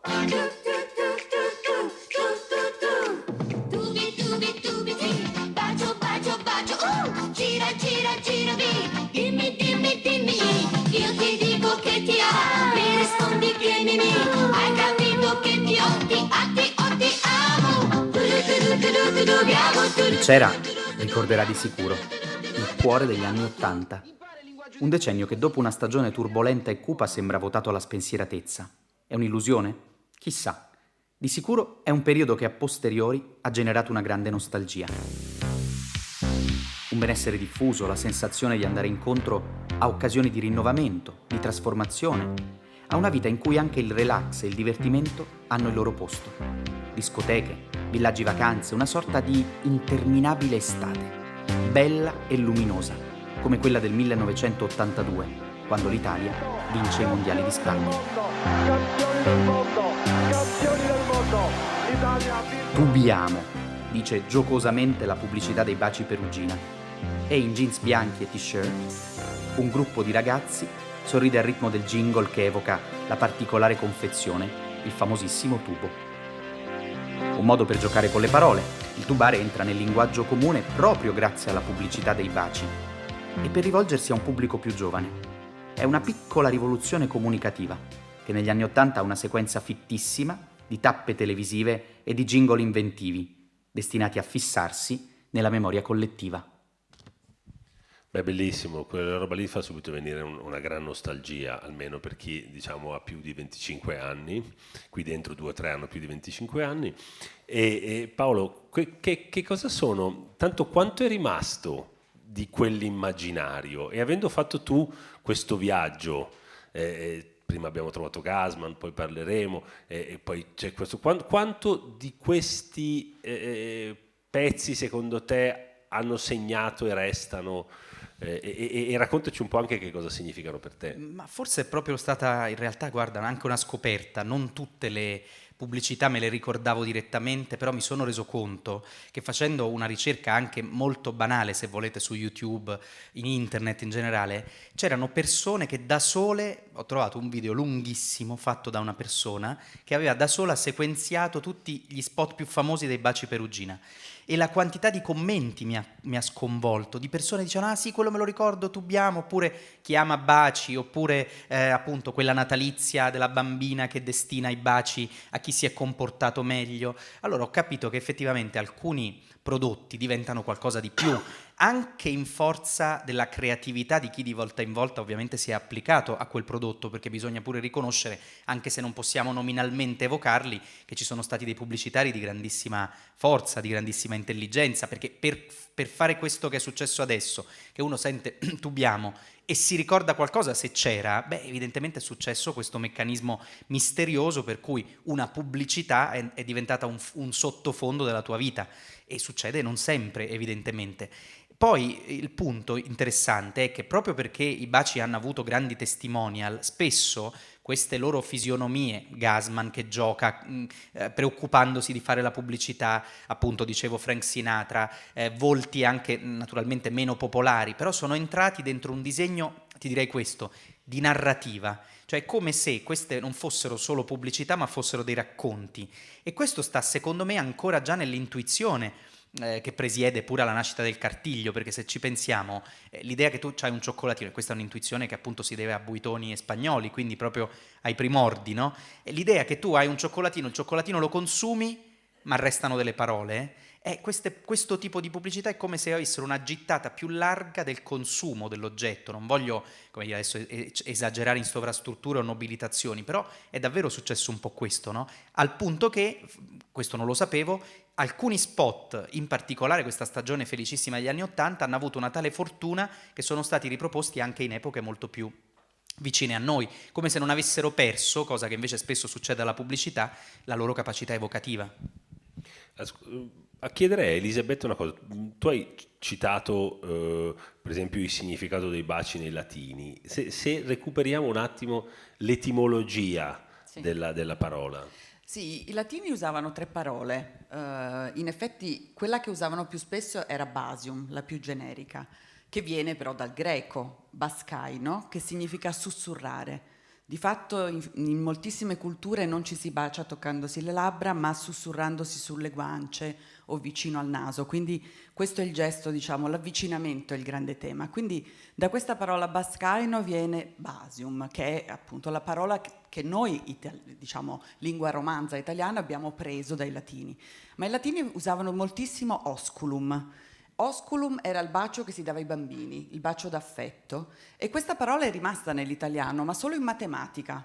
Le rette si possono osculare quando si incrociano e si baciano, ed è interessante, quindi è un tema solo rimasto matematicamente dentro il nostro linguaggio. Poi invece c'è l'altra parola, savium, da suavium, quindi il bacio di seduzione, dove c'è appunto la soavità, il sospiro dell'altro. Come diceva un grande poeta, tra le labbra degli amanti si incontrano 2 anime, no? Quindi è il savium. Non a caso l'anima nell'antichità era la psicae, cioè era qualcosa di impalpabile, no? Il soffio, e quindi il basium, l'osculum e il savium raccontano tutto questo. Ma c'è un altro termine che ci ha molto incuriosito, perché pensavamo che il bacio alla francese l'avessero inventato i francesi. Invece non è così. I greci già lo usavano questo termine e soprattutto praticavano questo. E come lo chiamavano loro? Cataglottisma, cioè il bacio di lingua.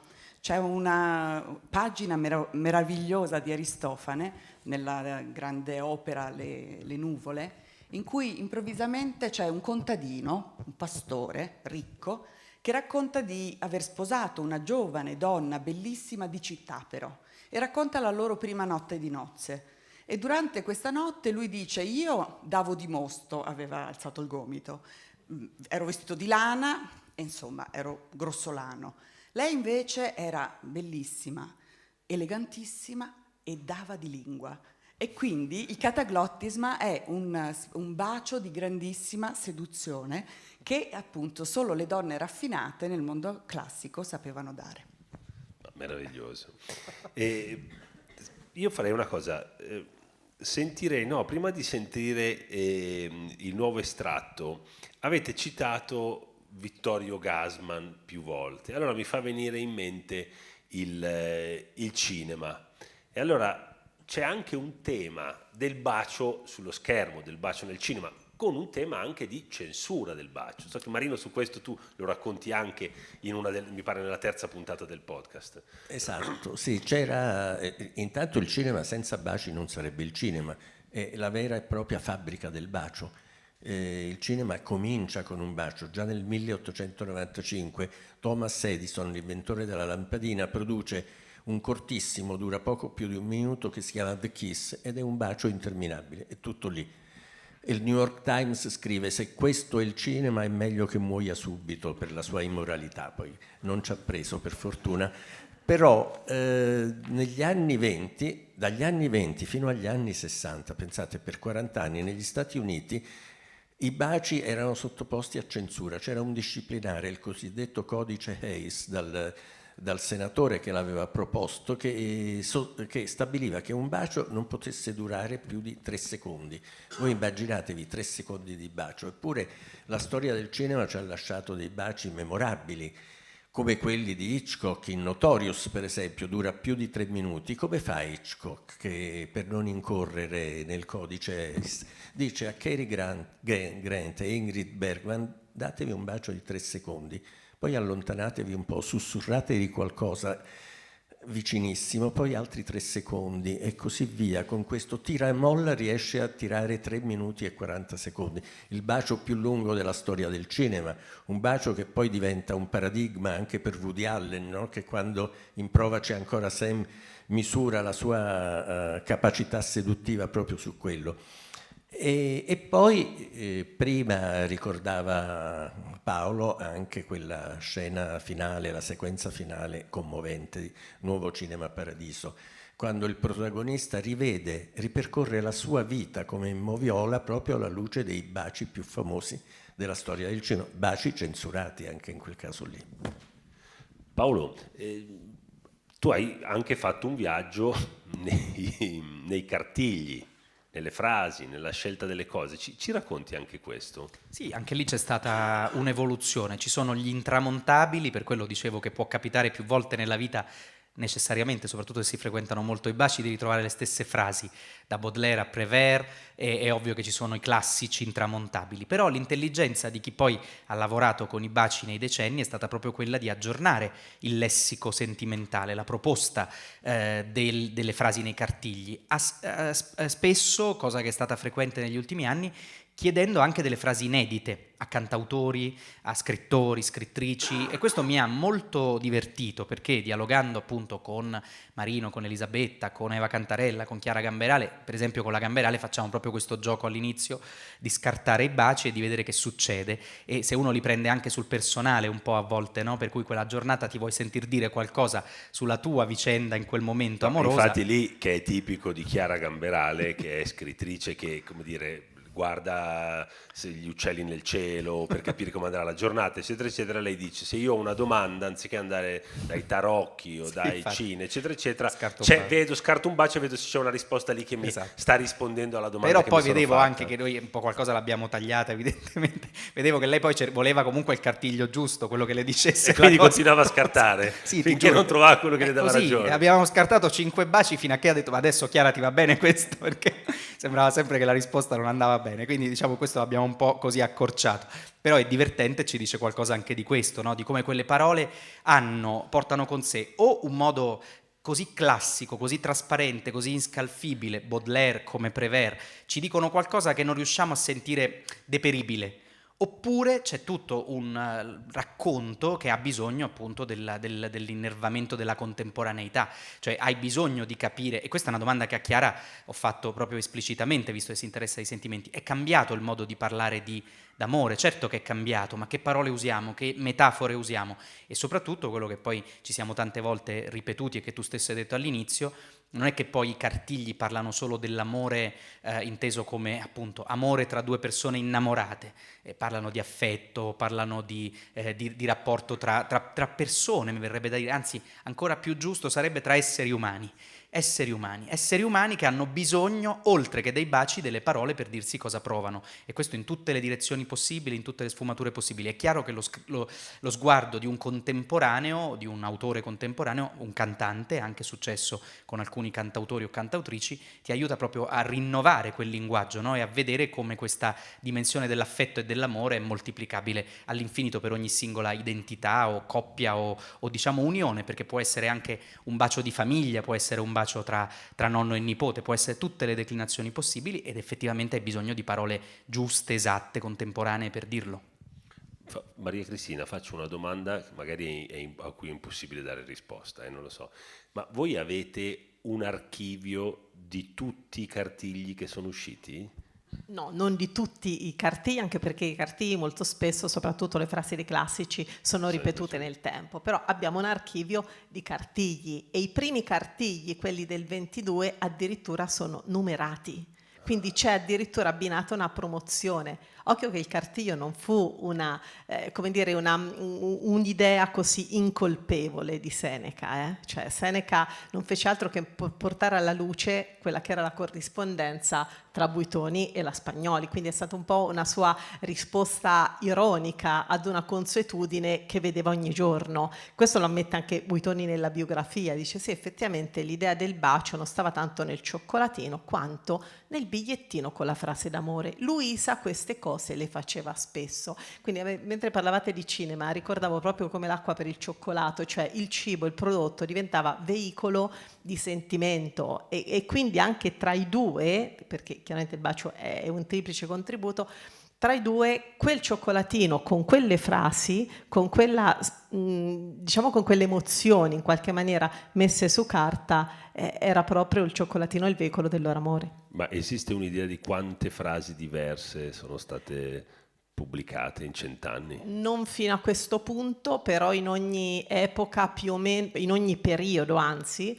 oggi chiaramente non è più Seneca che studia le frasi, ma sono agenzie che ovviamente hanno la gestione di questa parte del patrimonio dei baci, però in ogni momento ci sono almeno 150 frasi diverse, aperte anche al contributo anche dei nostri consumatori, degli appassionati, nonché dei VIP, la serie Autografi d'amore. Quindi è chiaro che il cartiglio fu questo mezzo straordinario che recepisce e interpreta il cambiamento. C'è una frase che è nella top 10 che è la frase più ripetuta, più riproposta? È il famoso Cyrano, quindi Rossa è l'apostrofo rosa messo tra le parole ti amo. E c'è anche, e c'è anche un cartiglio che ci crea gli incidenti diplomatici con la Santa Sede, perché Seneca, essendo veramente un provocatore, inventava. Cioè, scrive un giorno: meglio un bacio oggi che una gallina domani, firmato Seneca. Quando questo cartiglio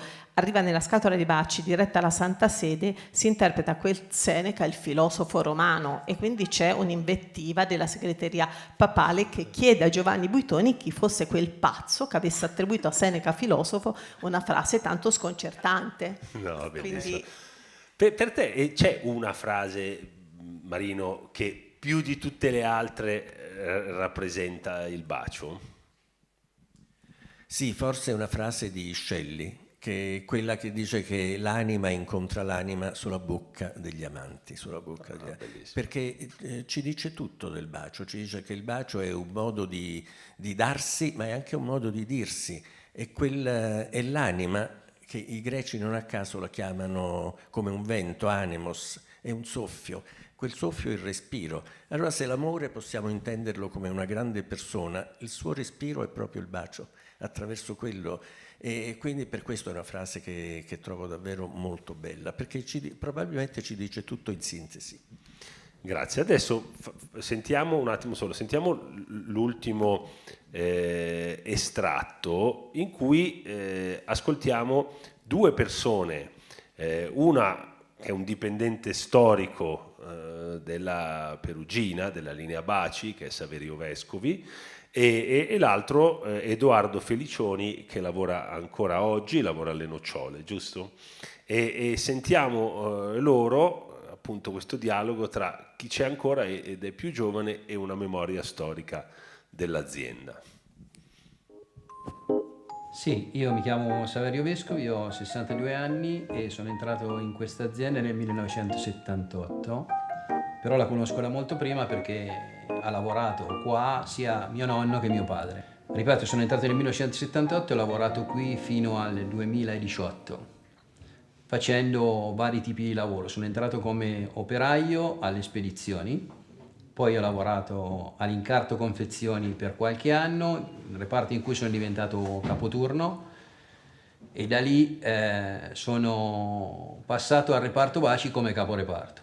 Quello è stato il giorno forse più bello per me.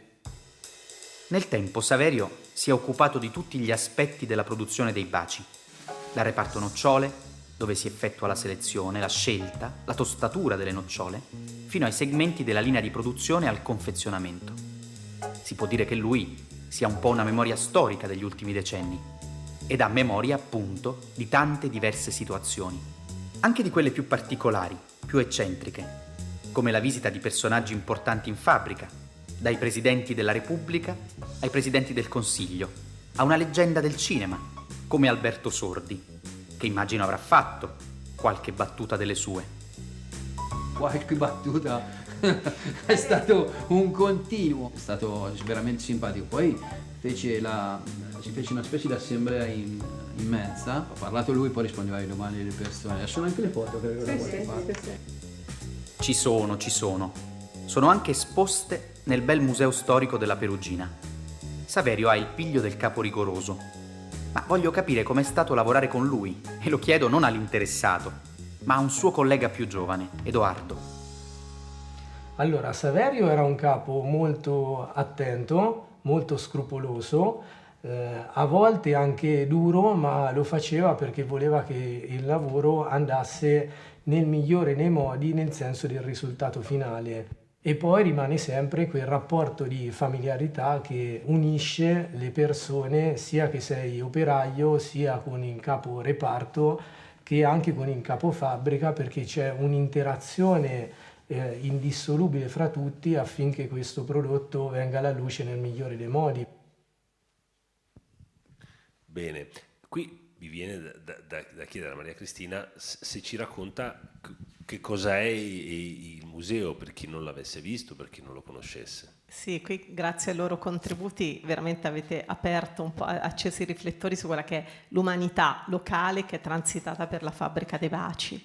E se riusciamo ad emozionare le persone che arrivando a Perugia scelgono di venire in Perugina, è proprio per questo elemento magico, perché quella rimane e rimarrà per sempre la fabbrica dei baci, in una storia che, ripeto, arriva all'attuale. Al museo sì, si può conoscere ovviamente la storia del bacio, lo facciamo anche con tante immagini a supporto, perché dietro il museo c'è un grande archivio storico di impresa, Buitoni Perugina, si vedono le tracce, ogni generazione io penso che veda il frame della sua vita collegato a quell'epoca storica del bacio, quindi avete visto i tubi, il momento in cui c'è la rivoluzione dei baci, ma c'è un altro aspetto che è meraviglioso, da noi ogni giorno si possono vedere i baci in produzione, quindi credo che siamo l'unica azienda alimentare che con questa trasparenza ti fa veramente arrivare alla vita pulsante dei baci, cioè sono quelli, quindi quello è un momento delicato, meraviglioso, magico, in cui tutto quello che ci siamo detti, che abbiamo sognato, diventa realtà, in cui si va ad unire sicuramente la magia, il know-how, la parte professionale, la parte dell'immaginazione e quindi si ricompone questo quadro di un cioccolatino incredibile che da 100 anni suscita emozioni. Marino, esistono dei colori, secondo te, delle immagini, delle grafiche, per esempio nella copertina che abbiamo realizzato per questo podcast, come vedi ci sono i colori per esempio che tornano, che sono quelli del bacio, c'è l'oro e poi anche se qui non ci sono, se non nel logo, le stelle, però c'è l'argento, c'è il blu. Secondo te esiste un colore del bacio? Forse ne esiste più di uno, cioè il rosso sicuramente, rosso passione, quello di default, però anche il blu, perché il bacio certe volte significa che le due persone che si baciano, che siano amanti o no, trovano una specie di accordo musicale, una blue note. E allora io direi che questi sono i due colori del bacio, almeno per me. In letteratura, nella letteratura contemporanea, c'è qualche cosa che tu pensi che abbia ben interpretato il racconto, il tema del bacio?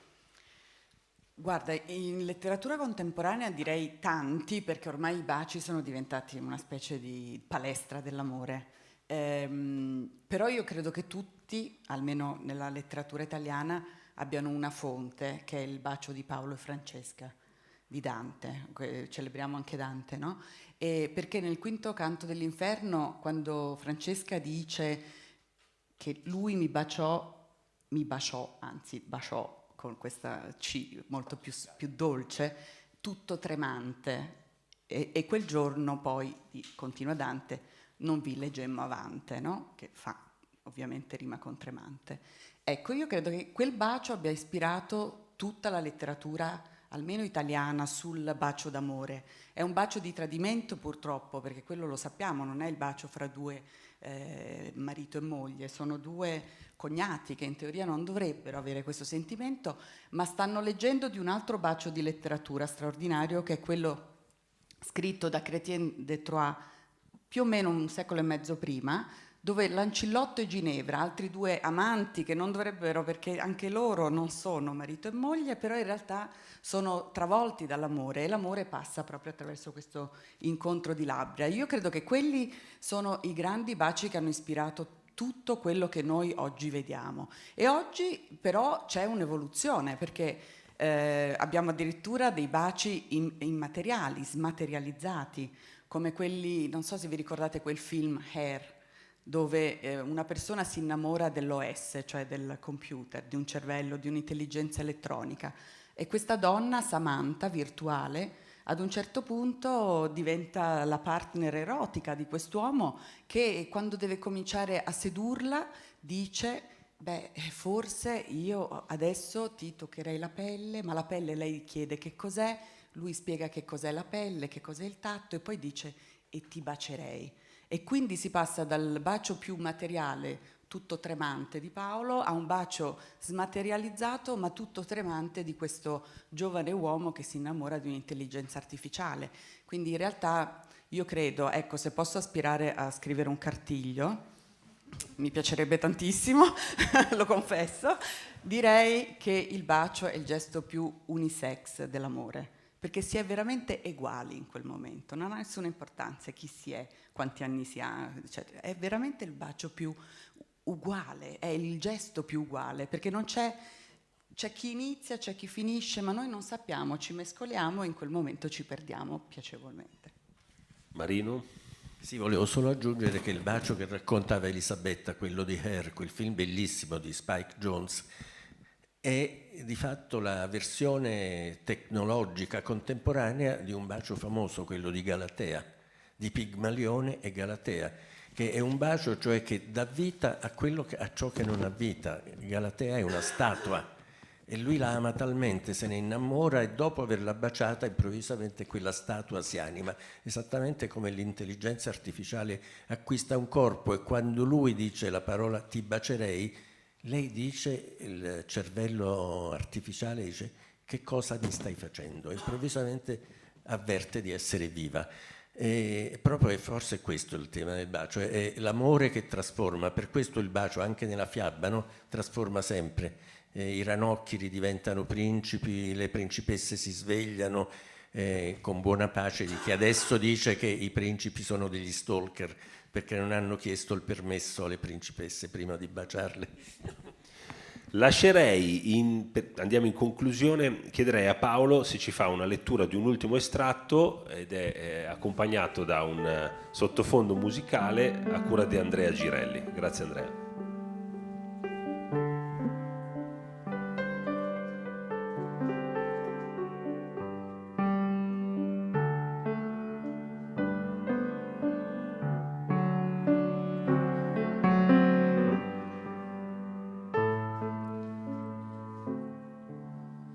L'incontro con l'altro ci trasforma. Nessun incontro è uguale all'altro. Nessun bacio è uguale a un altro. Bacio sulla guancia, baciamano, bacio appassionato, bacini, bacetti.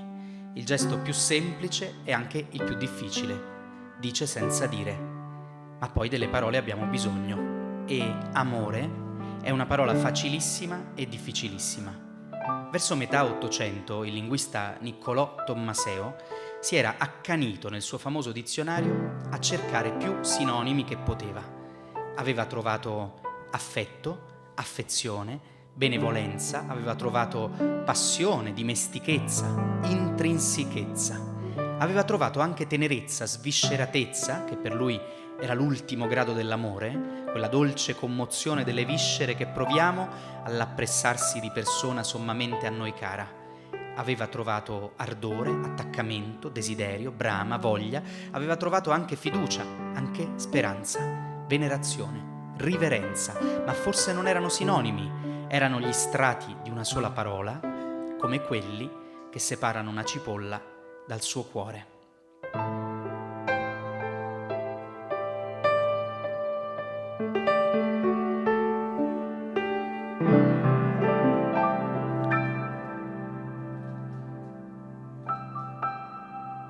Quando studiavo storia sui banchi di scuola, confesso che non l'ho capito subito. pensavo che tutto si riducesse a una sequenza di date, di frecce, che da un evento portano all'altro, cause, conseguenze, guerre, trattati di pace. Poi con il tempo ho capito che c'è un'altra storia, quella che racconta la vita di ogni giorno, quella che illumina la storia delle persone, i loro sogni, le loro passioni, i loro desideri, le canzoni che hanno ascoltato, i film che hanno amato e anche ciò che decennio dopo decennio hanno assaporato, condiviso. Si può rifare la storia di un intero secolo scegliendo un dettaglio, quello giusto. Si possono ripercorrere 100 anni di storia italiana attraverso un simbolo, 100 anni di baci. Tra uno spot e l'altro passano eventi, vicende pubbliche e private, cambia il paese, cambiano le generazioni. Si può arrivare all'altro ieri, all'oggi volendo, gli anni 20 appena cominciati, difficili, ma pieni di speranze, o riavvolgere il nastro fin dall'inizio, quando negli anni 20 del Novecento, ruggenti ma tempestosi, nel cuore d'Italia, a Perugia, Luisa Spagnoli ha una delle sue innumerevoli intuizioni.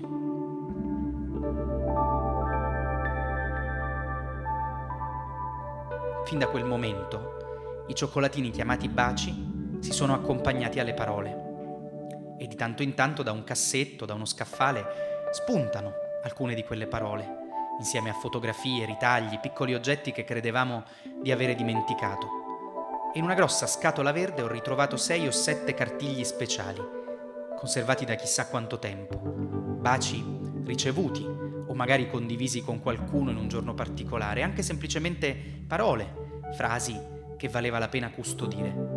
Sarebbe bello ora riuscire a rivedere questa o quella scena, riavvolgere il nastro degli anni e fermarsi lì, in quell'istante, davanti a quel gesto d'amicizia, di affetto, d'amore. Ma il bello della memoria, come ci ha insegnato la grande letteratura, è che spesso si riattiva magicamente attraverso i sensi, l'olfatto e il gusto in particolare. Gustare qualcosa che ci piace può riportarci indietro nel tempo. E questo fanno anche i baci. Smuovono ricordi, interpretano sentimenti puri, uniscono le persone, comunicano l'amore. E lo fanno da 100 anni, attraverso i periodi felici o bui della storia. Come? Prendendo in prestito parole, appunto, per donare un sorriso, un momento di dolcezza a chiunque. E allora scarto uno di quei cartigli e vediamo cosa mi dice.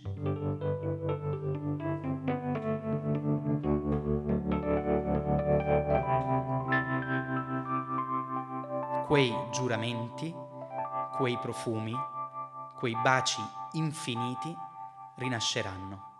È un verso di Baudelaire. Sembra dirci che questa storia lunga un secolo non si ferma, rinasce ogni giorno, baci su baci.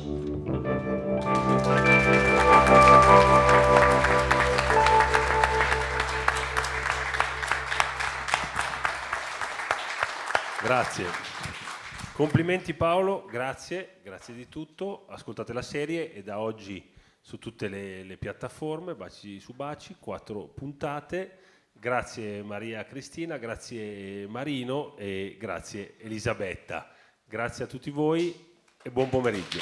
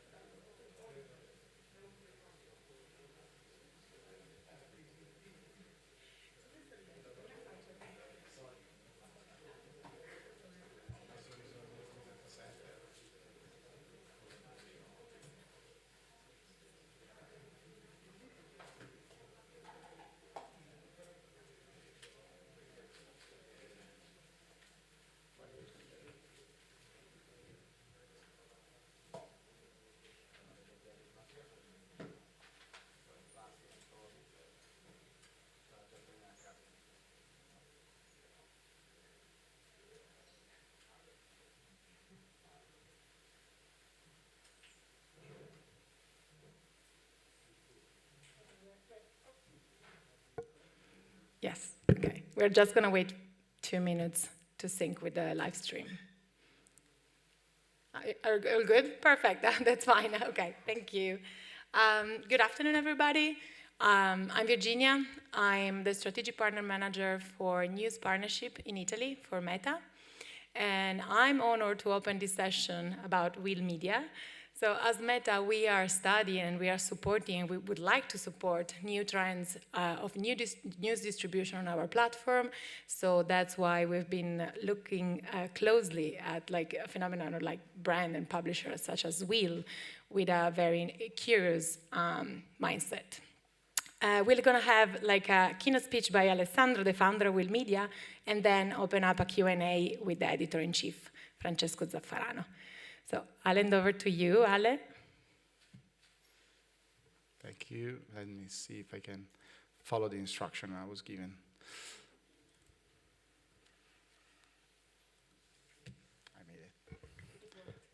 I made it. Thank you, everyone. My name is Alessandro. I'm the CEO and founder of Will. We are 2 years old. We are a media company. We live on 8 platforms, and we have more than 1.8 million followers. A big chunk of those 1.8 million followers are on Instagram, where we have 1.3 million followers. Of course, we didn't invent digital media,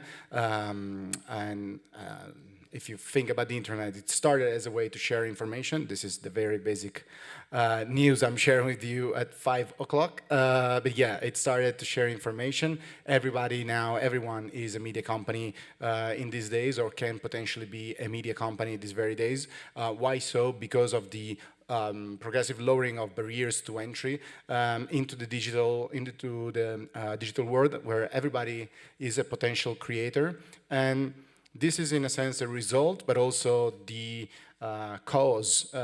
positive cause to a crazy decade, or more than a decade, a platform-dominated decade. If we think about it, more than half of the world population is using social media in these very days, and all major companies are platforms. That was not the case more than 10 years ago, and that's really fascinating. That brought and led to the exponential growth of these unicorns, as we all know, the companies with more than $1 billion in valuation. They're not so rare anymore, not so unique anymore, since they are close to 1,000. I think they broke the 1,000 roof. But that's, again, it's fantastic, even though change is not a smooth process. We all know that.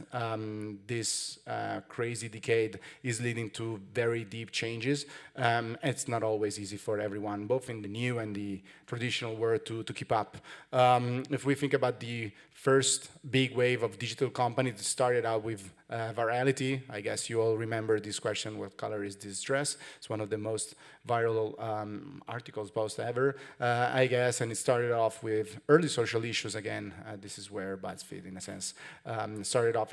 And now it's pretty much the same. It's just on steroids. It's about virality, and it's about social changes. And if you think about the change, and I'm going to use this word a lot, more than I already did so far, we always want more and more and more change, and sometimes we can't see all that it's happening because things are moving fast, and when at this level of speed, it's hard to recognize, understand what is actually going on around us. But I think that the most interesting thing that I can look at is that people, all of us users, are getting so comfortable with platforms that we are starting to hack them and use the platforms the way we want to use them.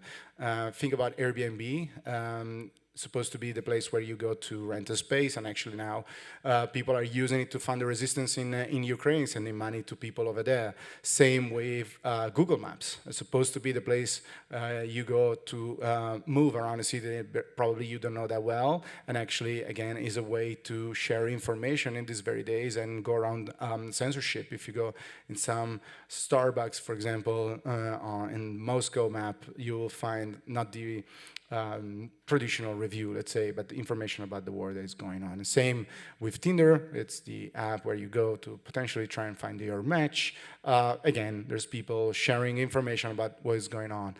So we know platforms, and we go around, let's say, we find a way to do what we want on those platforms, not just what they were thought to be used for. In a way, that's exactly what we did as Will. We hacked the way we use a given space, and that given space for us at the beginning was Instagram. And so from a place where to forget about the world, where to spend some few nice moments or minutes, we moved to, or we were asked to be moved to meaningful interactions a few years ago. And now I think we believe that Instagram or all those platforms, social media, can be the place where you can go to learn more about the world. This is us.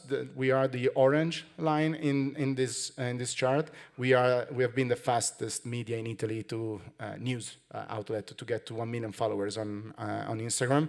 So we're growing pretty fast. We're grasping this opportunity, and now we're the leading voice of the efforts that we believe are cross-generation for this request and demand for more change. I'll go back to this tagline in yellow in a few minutes, because we really mean it. But sometimes it's very, very, very hard to keep up with complexity and speed. It's becoming more and more difficult, also because we feel like the urge to share whatever we do, every experience that we live with people in our community, being that physical or digital in real life or in our digital world, if there's any difference. And that comes with more than one need. If you think about 2020, you may picture in your mind as the COVID year. Of course, it was a tragic year for that. But if you think about it more closely, let's say it started off with the assassination of an Iranian general in Iraq. Then there was the arrest of Patrick Zaki, some scandals. Then in March, we were actually locked in our apartments with very few having also balconies.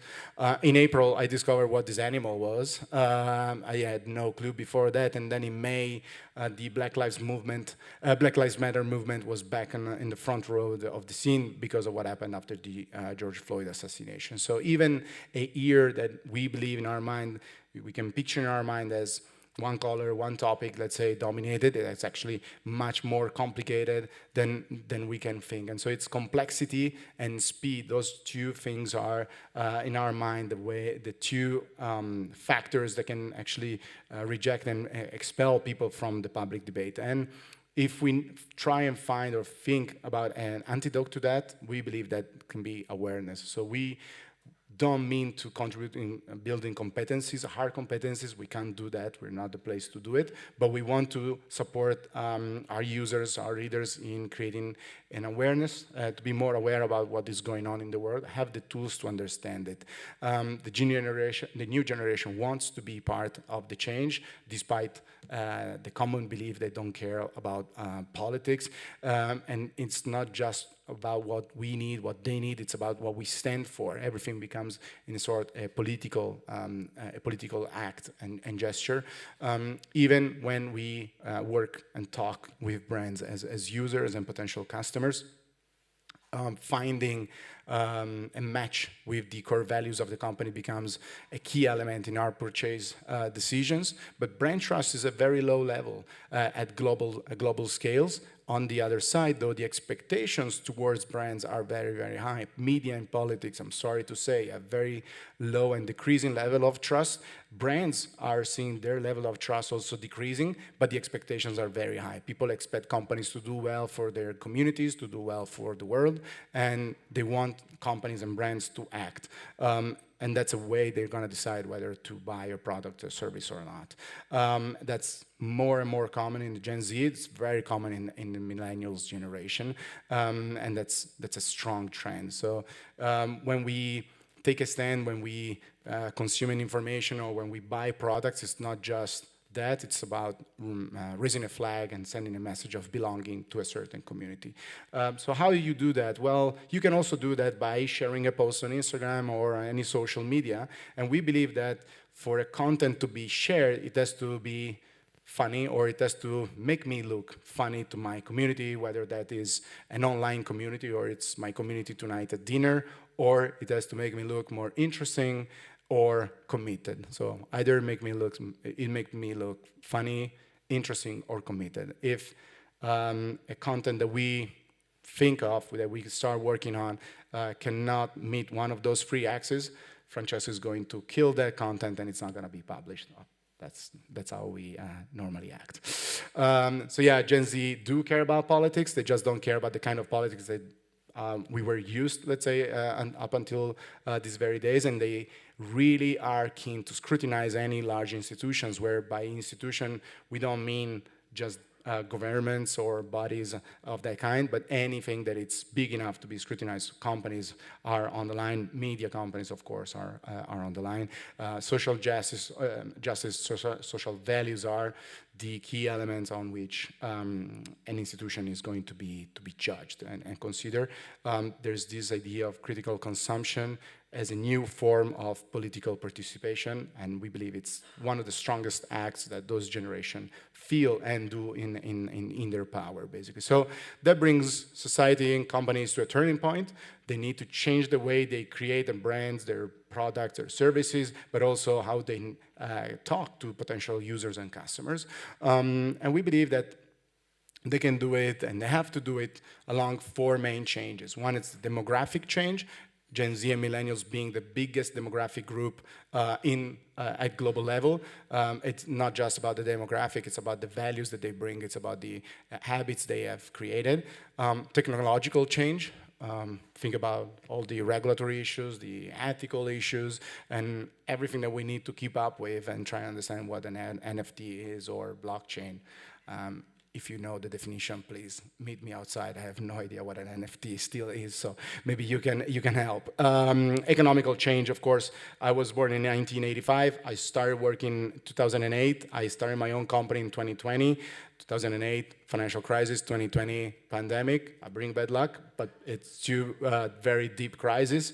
I'm part of the recessional generation, as the FT called us. We are experiencing a complete different way in producing economic value. Think about the platform economy, the creator economy, and so on. And then climate change, but not actually climate change, but the sensitivity on climate change. Climate change is here. It's been here for a while now, but it's the sensitivity and how mass that it's changing. It's changing very fast, and we can help spreading this consciousness, let's say, on this very topic. But I've been using the word change a lot, especially for those four mega trends that I just mentioned. But who is driving this change? Well, let me give you a snapshot of the last 13 years of Italian politics. Those are all the governments that we had here in Italy, and the answer, of course, I'm not looking at the color of those or parties and government, but the fact is they just don't have the time to run all this change and to take the seat, the leading seat to drive this change. So who's doing it? Let's look at Google searches. For RAI, it's the Italian BBC, the national broadcaster. There's very little interest across the world here, except for one big moment during the May 1st concert. Similar for Google searches for DDL Zan, which is a parliamentary initiative, draft law on LGBT rights. I'm oversimplifying, but let's put it this way. It's very interesting that they have such a similar trend. Who's the responsible for this spike? It's this guy. His name is Fedez. He's one of the most famous. Yeah, there's it. Yeah.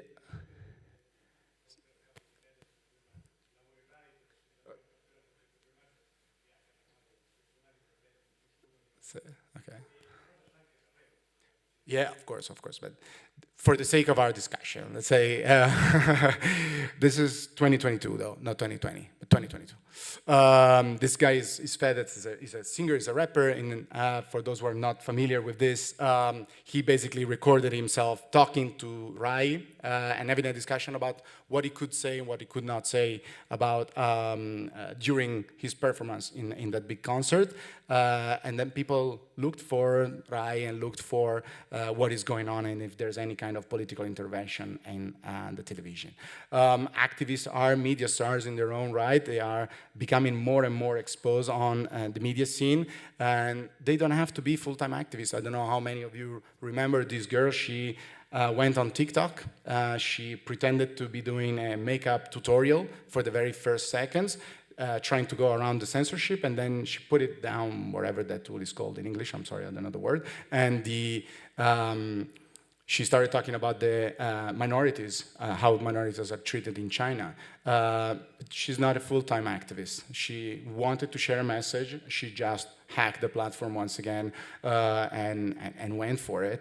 They don't have to be perfect. It's just that they have to have personal values aligned with and consistent with the way they communicate and what they communicate on a daily basis. I don't know how many of you have seen this documentary, Seaspiracy. It's on Netflix. It's a very good one. It's about the sustainability of the fishery industry.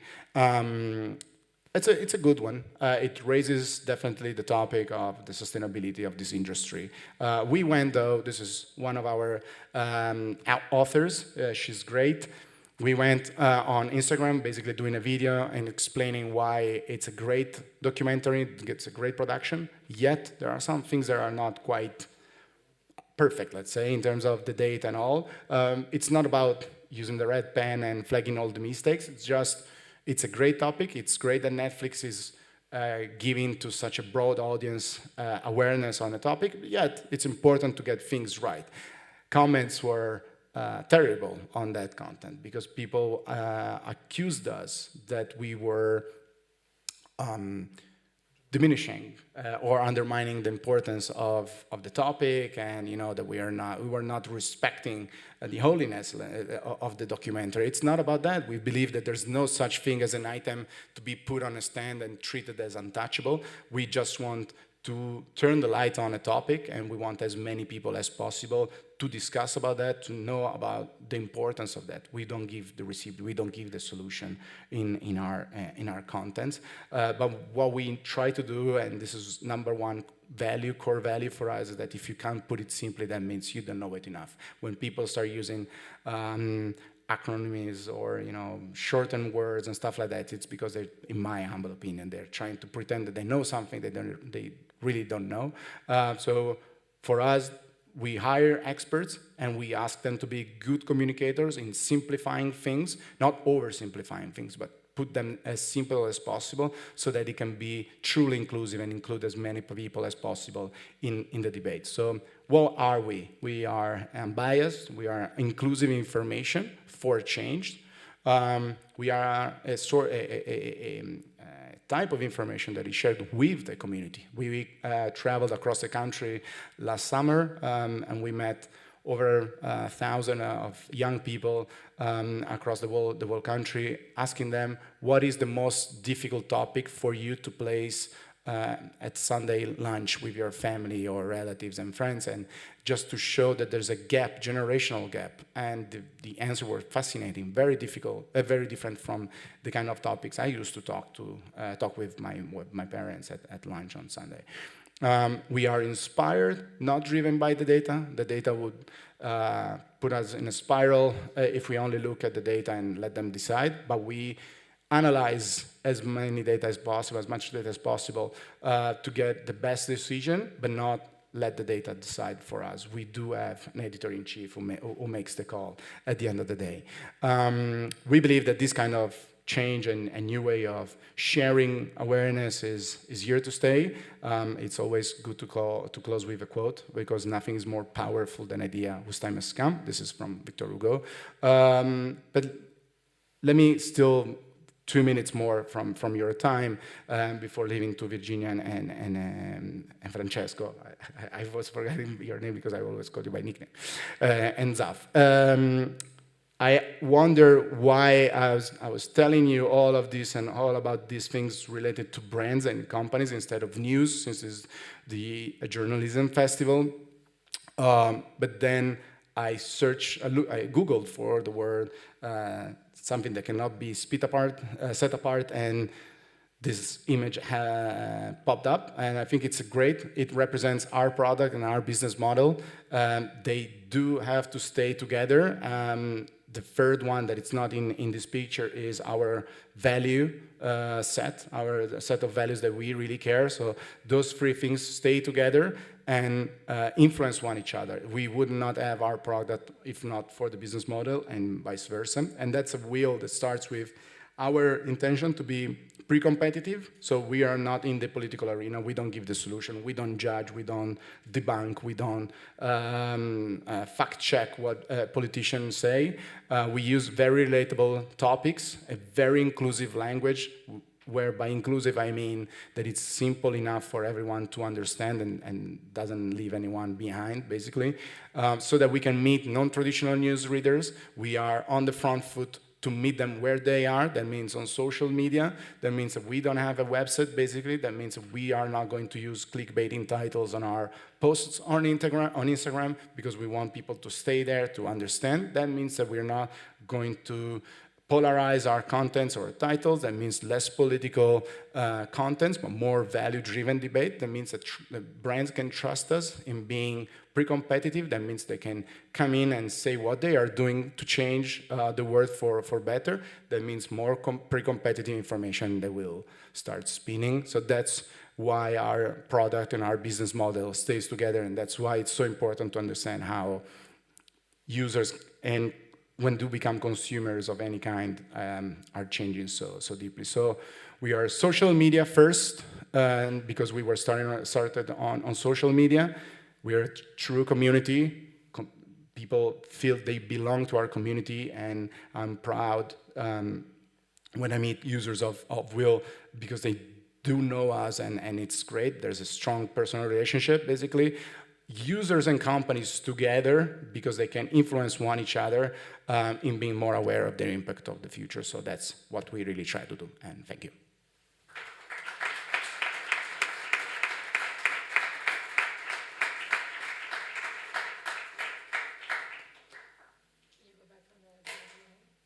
Yeah. Maybe. Not too kind of scared. It's not Will Media. So we have the name. The next one? Yes. Yeah, just go. Oh, perfect, that one. So at least they are the names. Thanks a lot, Ale, for the presentation. So a bit of Q&A with the editor-in-chief, that is what, like the person that is actually translating this amazing vision and like this value into like a daily kind of like editorial strategy, also a daily kind of like guidelines for the team. So starting from like really, how do you see your job? Like what's your job within Will as editor-in-chief for Will? So first of all, thank you for having me, and I'm very excited to talk to so many people.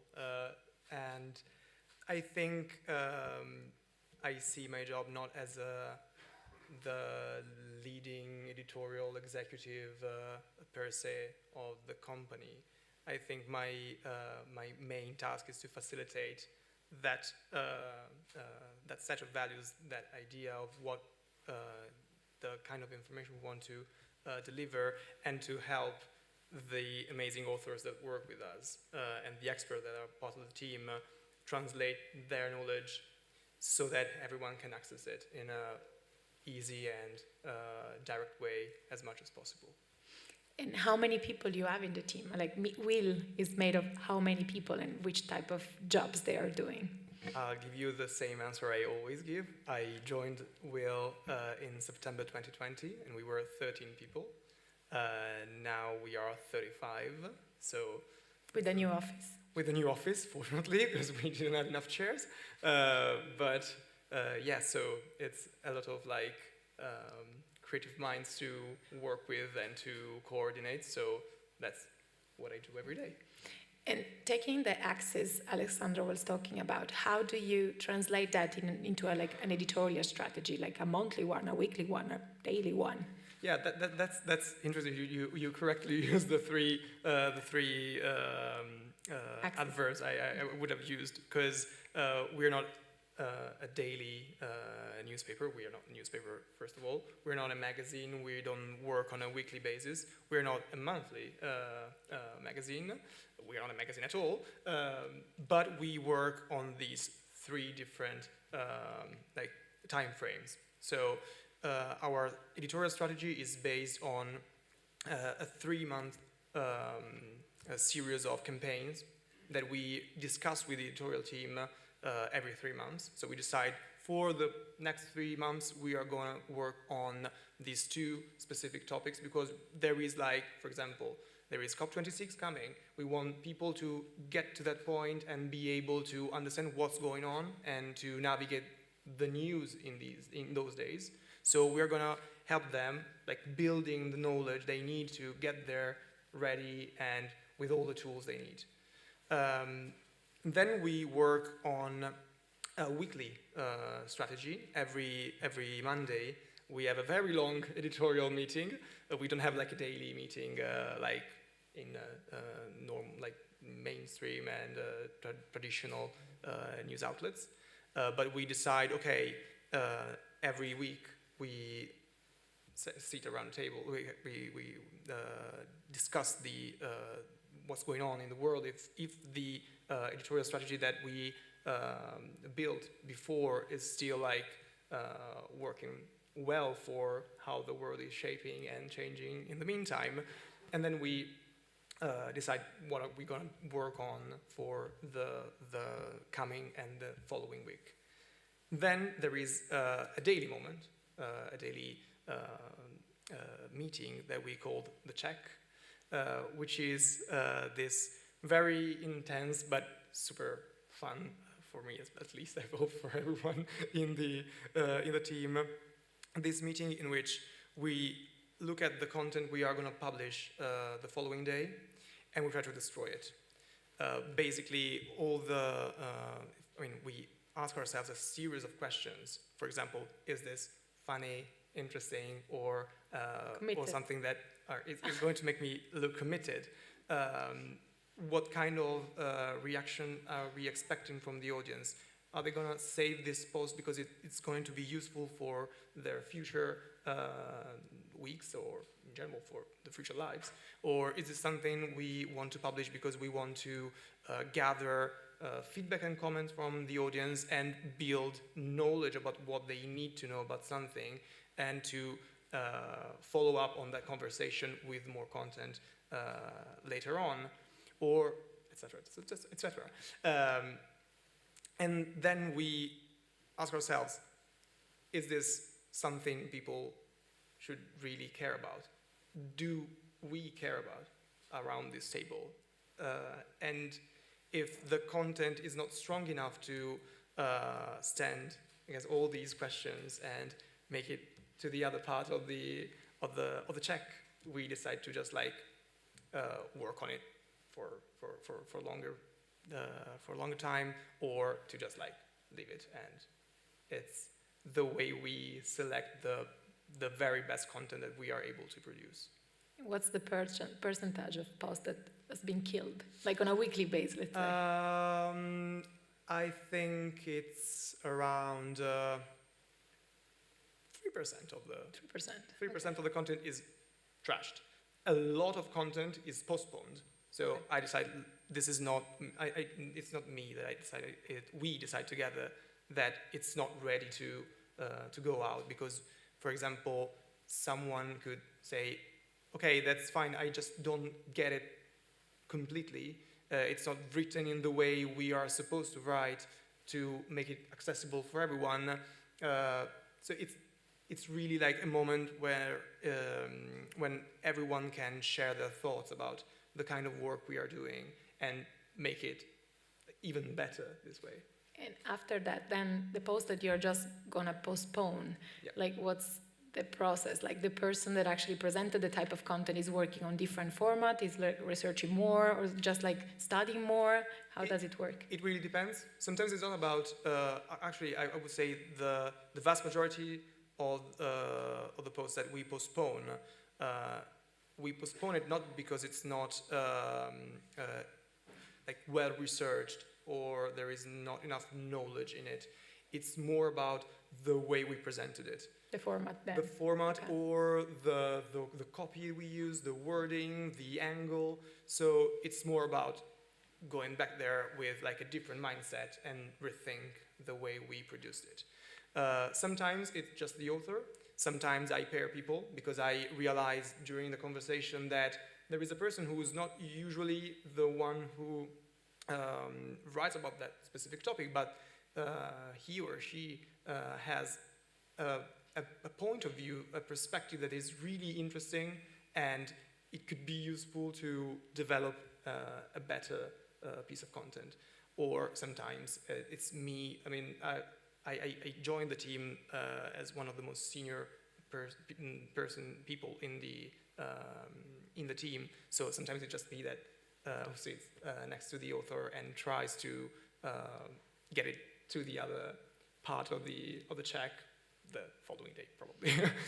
Like a small parenthesis. So, like you work for like legacy traditional publisher. Yes.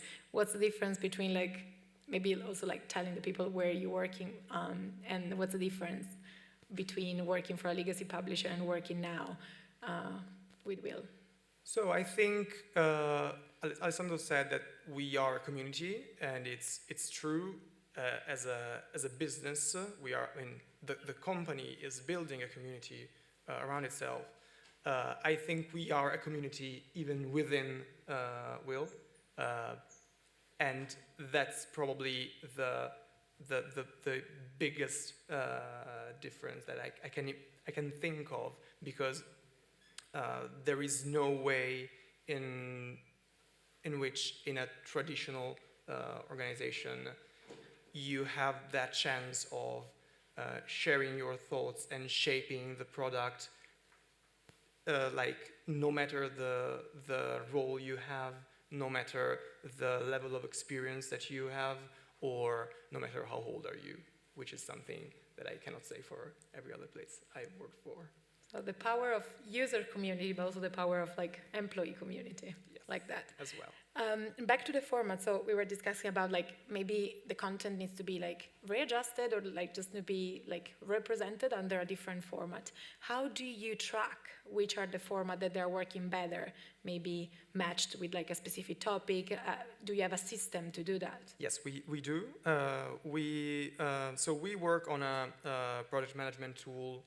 There are many, like we use Airtable. There are like, I don't know if people in the room is familiar with this kind of tools, but it's just like a way of following the process of producing the bit of content. And within that tool, we label everything that we do with a series of different label that goes from the format to the kind of topic, the reaction that we expect, etc., etc. And then we process that data to understand if there are connections between, for example, a specific topic and a format, or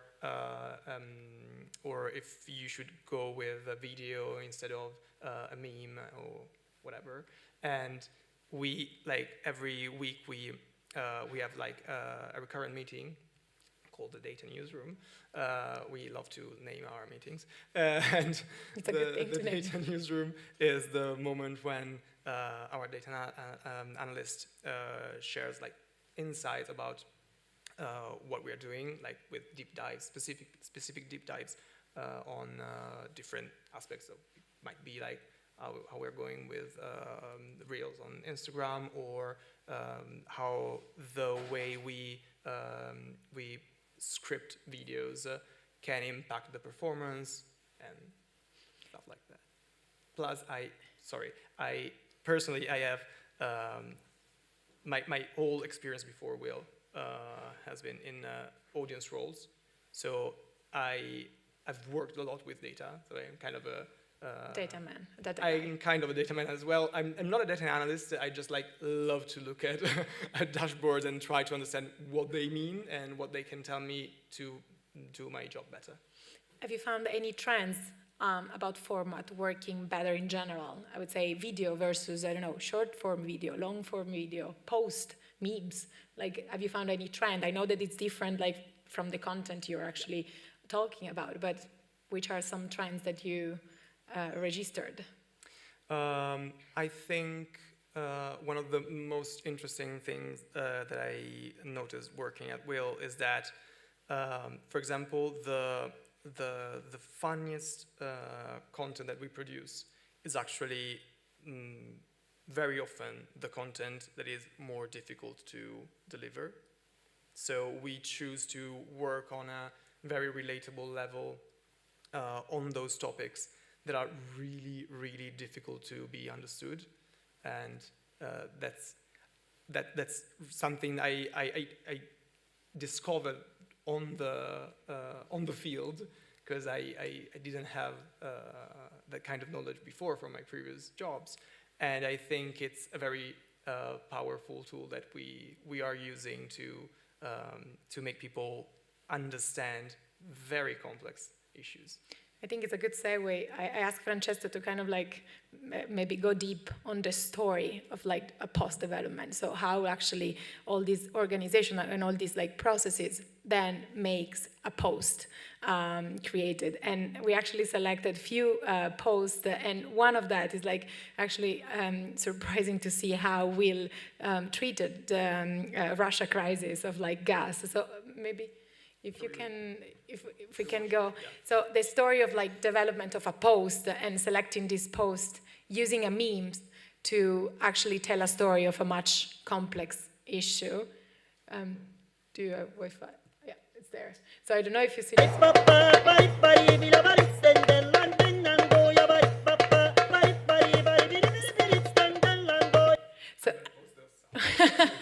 So how this post actually was born, was developed? What's the story behind the post? Yes, first of all, this post was published in October 2021, so definitely before the war. We definitely wouldn't do this today.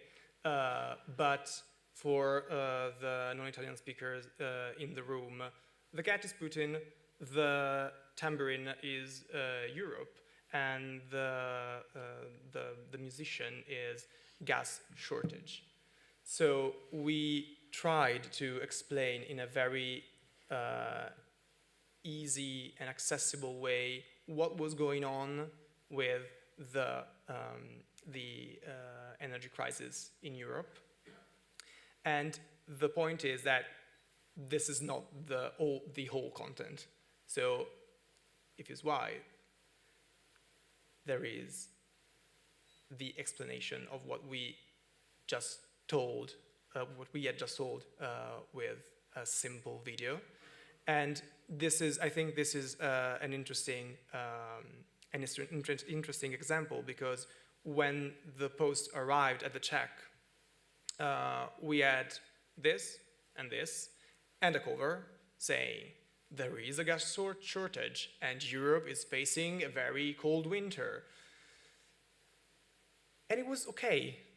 There was nothing technically wrong in that content. It was just boring. Can we say that's boring? Sometimes news is boring, and especially complex issues are very boring if you explain them simply using words and simply using the standard way of news making, which is absolutely effective for a lot of things, sometimes not to deliver a complex issue in a nutshell. So we were discussing this piece of content, and actually in this case it was Alessandro from the back of the room who raised his hand and said, please, could we use the cat? Because it was like a few days that he was sharing with me this meme saying, we need to use this meme one day or another. And this was the perfect occasion. And as you can see, I mean, metrics are not the most important thing. They are not the only focus. But I think that 40K likes on a post that deals with gas shortage in Europe before the winter, so when the problem is not even perceived directly from people, I think it's testament that at least that the message arrived. Yeah, absolutely. And just out of curiosity, usually, what's the percentage of like engagement and likes you get on average on post? Like, so We tend to have an average of 6% engagement rate. We don't look just at the engagement rate. We match different metrics. For example, the interaction rate, which is, as you, I'm sure you know, it's a different kind of metric, even if for the vast majority of people it's kind of confusing because they sound really the same. But we look at the number of comments, we look at the reach, we look at saves, a lot of like metrics that from the outside, or views, for example, from the outside, if you're a user, you don't have the idea of how else then likes you can like ponderate if something is working or not. So we try to like go beyond that single metric. For example, one thing that we look a lot at is the out of bubble rate, sorry, which basically means how many people outside your community, your existing community, is seeing this content and potentially is interacting with it, because it means that we are not just talking to the people who already follow us, but we are actually reaching a wider audience on which we can build our editorial strategy. Yes? Just to say that Francesco's objective for last year was a 3% interaction rate average over the 12 months, and we closed the year with 3.01%. So he's an overachiever in terms of the interaction rate. Overachiever. And which are the dashboard that you use? I mean, are there like meta dashboard, or like did you build a dashboard by yourself to track those data? So we cannot only use Meta dashboard because we are on platforms that are not part of the Meta environment. For the platforms within Meta, we use mainly CrowdTangle, which is my secret love and obsession. We use the Creator Studio Analytics, and then we gather data from those platforms, and we use them on proprietary dashboards that we use to basically do all the cross analysis. For example, as we said before, with the labels that we collect within Airtable. So we have the source of the data, the labels, and then we mesh everything to understand what's working and why. How many people are doing this job? Just one person. One person. Okay, well, one person. Interesting. Can we also have a look at the second post we selected? Yes, of course. Again, with the story behind that post. Disclaimer, we're not obsessed by gas shortage, but it happens to be on gas shortage again. Della luce. Credo. Sorry, let me just refresh this. Oh my God. Della luce. Credo di non essere l'unica ad aver ricevuto la bolletta della luce più alta che abbia mai ricevuto. Quindi capiamo insieme il perché. Motivo numero 1. La Russia, che è il primo esportatore di gas in Europa, sta mandando meno gas per spingere l'UE ad approvare il nuovo gasdotto Nord Stream 2. Questo ha fatto aumentare il prezzo del gas, soprattutto in Italia, ovviamente, dove il gas rappresenta il 42% del consumo totale di energia. Motivo numero 2. Dopo il lockdown la produzione industriale è ripresa a pieno ritmo, facendo salire la richiesta di materie prime come combustibili e gas. Ma la disponibilità era limitata a causa di interruzioni nell'estrazione e nel trasporto, quindi i prezzi sono aumentati. Motivo numero 3. Per raggiungere gli obiettivi di riduzione delle emissioni, l'Unione Europea ha deciso di ridurre la quantità di crediti che le aziende scambiano per compensare le emissioni. Se diminuiscono i crediti, aumentano i prezzi. Tutto questo porterà a un aumento del 131% nella bolletta dell'elettricità e un aumento del 90% su quella del gas. Ma in questo mare di negatività c'è una buona notizia. Il governo infatti ha approvato un decreto per stanziare quasi 6 miliardi per famiglie e imprese, proprio per attutire l'impatto dell'aumento dei prezzi delle bollette sui cittadini. Signore e signori, la mia ultima... So, this is Luna. And this is actually her last gas bill. So that's a true story. And so you saw the content we published in October. And then winter came.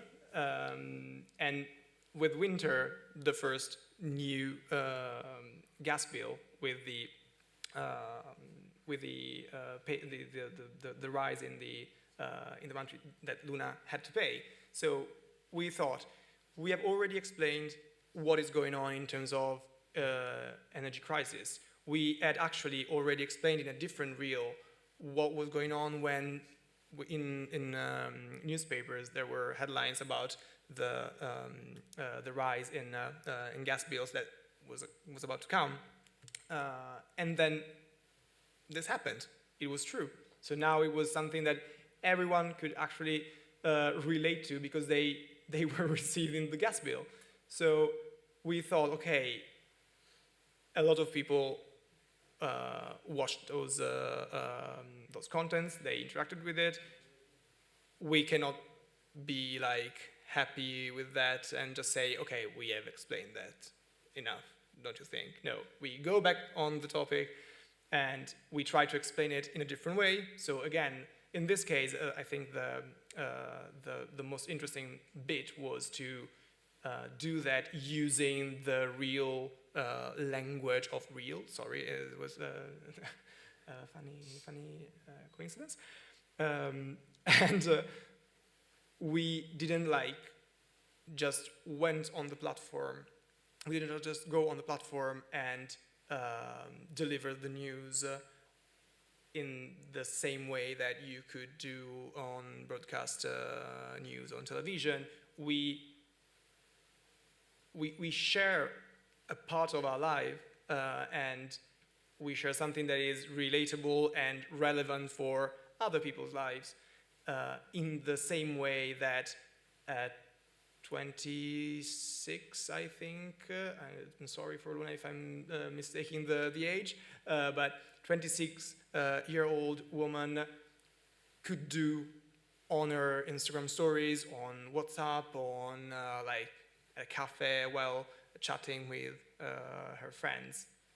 And that kind of connection that you can build if you speak with people in the same language that they speak in their real life, I think it's the best way to lower every kind of walls that we've built for ages around news outlets and close the gap between the community we work for and the companies we work in. I like that very much because you're also kind of like taking the perspective from people and like starting from the perspective to actually explain maybe a topic, which is like a very powerful hook, like that, like people see a value because it's like something that is also happening to them. So you mentioned a very important keyword, especially for us at Meta, like community. So how the community integrates in what you do in terms of like editorial strategy, but also in general, like if you integrate the community into your work. So, as I said, we work for the community.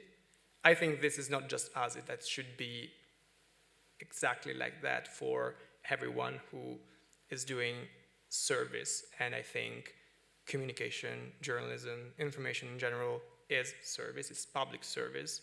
And so for this reason, you should always think of what the community needs and what the community think of the work you're doing. If you don't ask yourself that, you're not doing a good job. And plus, we are on platforms, and in Italian, we say that you cannot stop the sea with your hands. So if you don't care about the community is definitely going to knock on your door and let you know what they think about your work. And if they don't, it means that they already moved forward and they don't care about what you're doing. So again, you're not doing a great job, great work. So for this reason, every single day we spend a lot of time interacting directly with the community, answering their questions publicly and privately, because we receive an incredible amount of direct messages, emails, and feedback from people who just know someone in the team and sends a lot of unrequested feedback, but very welcome feedback.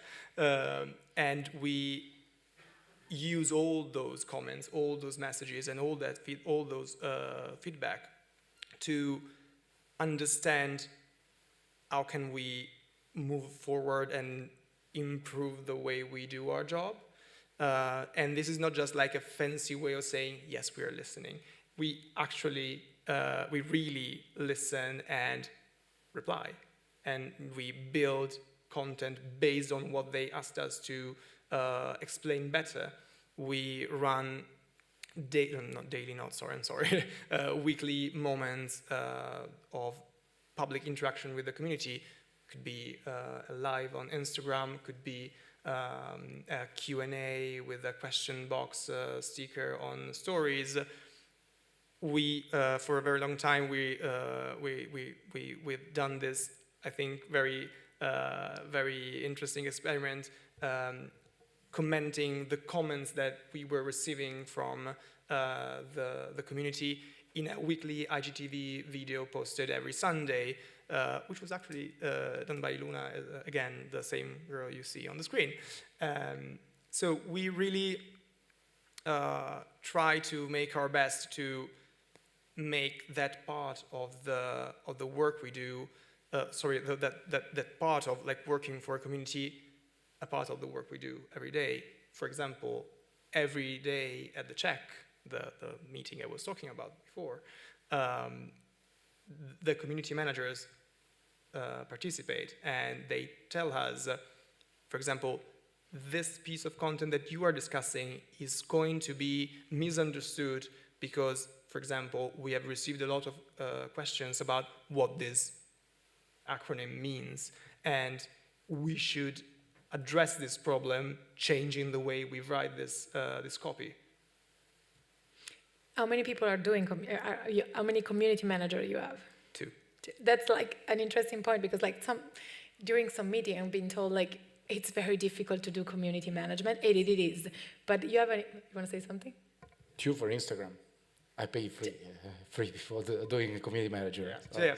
2 for Instagram, but like so during a lot of meeting, I've been told community management is very hard, and you guys are doing an amazing job actually answering all the comments with like very good and strategic tone, and it's possible with 2 people if like they are committed and if they have strategy, if you know what community management means. So like also my suggestion to actually companies or publisher I'm working with is basically like trying to find the right people, also like educate them to be a community manager, to feel passionate about that, to like be sure about the tone of voice, be sure about the value. So really strategically like infusing this type of thing to the community manager, because they can do a great job. Even if they are just 2 people, they can like review tons and tons of comment in the right way, even if they are just 2. So I really like your community management strategy. And also like, I mean, just deep dive a little bit on what Ale was mentioning. So Will Meets, like how did you, so these like offline meetups that you run all over Italy, how did you integrate that into like the strategic, like the editorial strategy, if you did, and how that helped? Because I think it's also something you kind of like bridge a gap. Usually it's not common to hear that much, like maybe publisher meeting the community or creating meetup, especially, I mean, we've been in lockdown for 2 years, so it was not easy, but I think this is also very interesting, kind of like hearing the people, not just through social media, but also offline. So how did you integrate the outcome that you collect from Will Meets into your strategy? So first of all, every single person in the team at the time, when we ran the Will Meets tour, one way or another engaged directly with the results. So you could be the video maker or the video editor who edited the videos that we published on YouTube. You could be one of the authors that joined the discussion live. Everyone was exposed to this process, and one way or another, that I think that seeds. You tend to ask yourselves one more question instead of one less after receiving feedback directly or through a video from the people you work for. So first of all, that. Plus, we went there with a precise idea of what we wanted to do with those feedback. We built part of our editorial strategy. One of our campaigns, which is going on right now, is built on the experience we had during Will Meets, the one on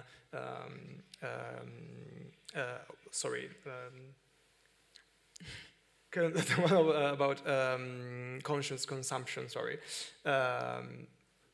because we understood that there was a huge need from the people within our community to understand how they could have an impact on society, on the environment, on social justice, starting from what they decided to buy when they were at the supermarket, for example, when they buy a specific product instead of another, what kind of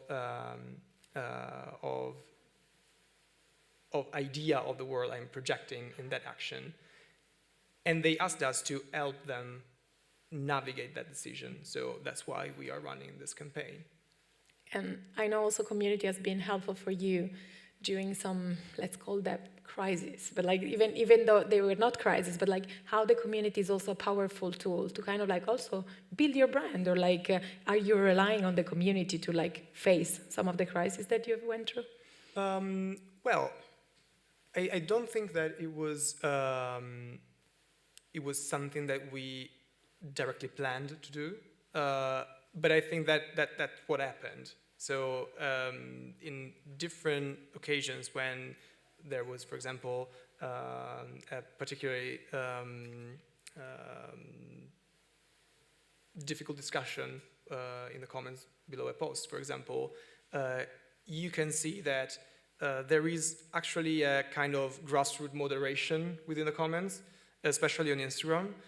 So part of the community feels that they need to chip in and explain to someone who might misunderstood or might be expressing their own opinion in a particularly confrontational way, that you can have that conversation anyway and get your point through, even if you try to tune down the volume of discussion, or maybe you don't know that. Oh yes, you might think that they are saying this, but actually blah, blah, blah, you should look at the other content they've produced. And this is something that happens without us asking for it, but it's probably because the people we work for feel that it's a real community and they are in some way invested in this project as well. Agree. There was maybe a question, Anna?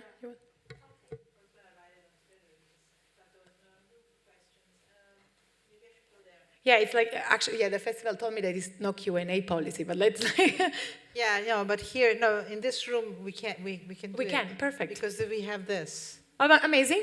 Yeah, so my question was, and Virginia knows because I talked to her earlier today with social media in general, but I want to know, since you guys are so wise on social media, what do you do with troll attacks, if you have any?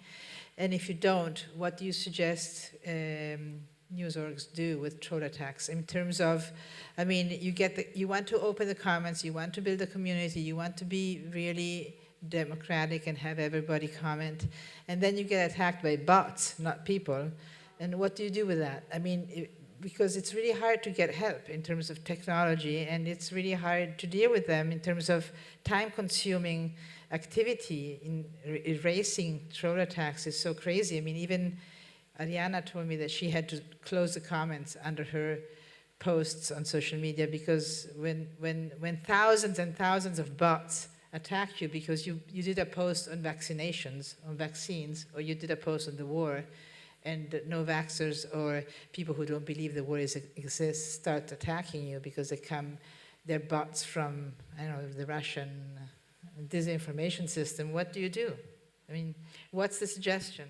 So you have 2 minutes. All three of you. We have like 2 minutes to answer. I'll definitely leave you to answer, and then we close up. So if you can close the answer with 1 minute, and then, because the festival is very strict. We just address this kind of issues with all the tools we have. So if the comment is from, for example, an actual human being and they want to engage on the common ground of truth and reality, we do. Otherwise, we just use moderation tools. We definitely block trolls and not the. I mean, there are tools. We don't use any specific tool for moderation instead of like patience. And, yeah. I would have more questions, but I think we need to close it up. There are also like questions from the room, but probably like they can answer a question outside. So thank you very much, Francesco and Alessandro.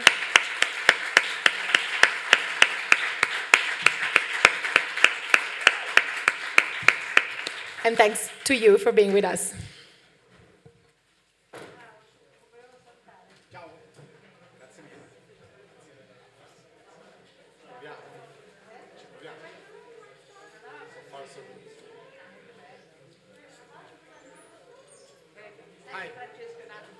Sì, lo so. Molto bravo. Grazie.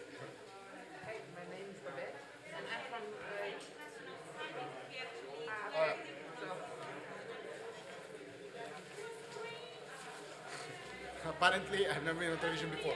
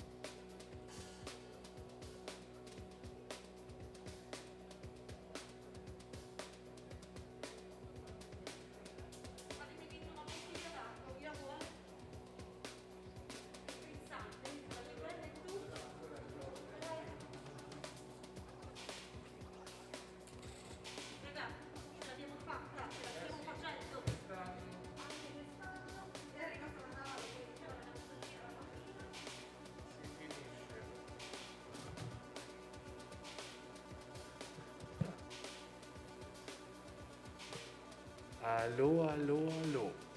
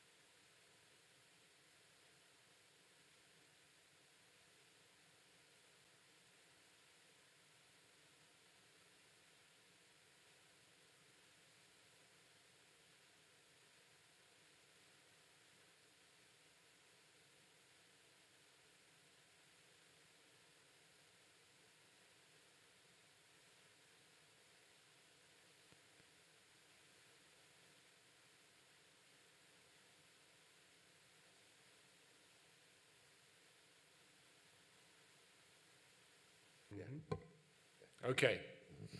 And now I hear it. Good evening. Thank you for coming. You deserve a medal for coming when you could be clutching a glass outside the Hotel Brufani, but you've come to hear us speak about media freedom.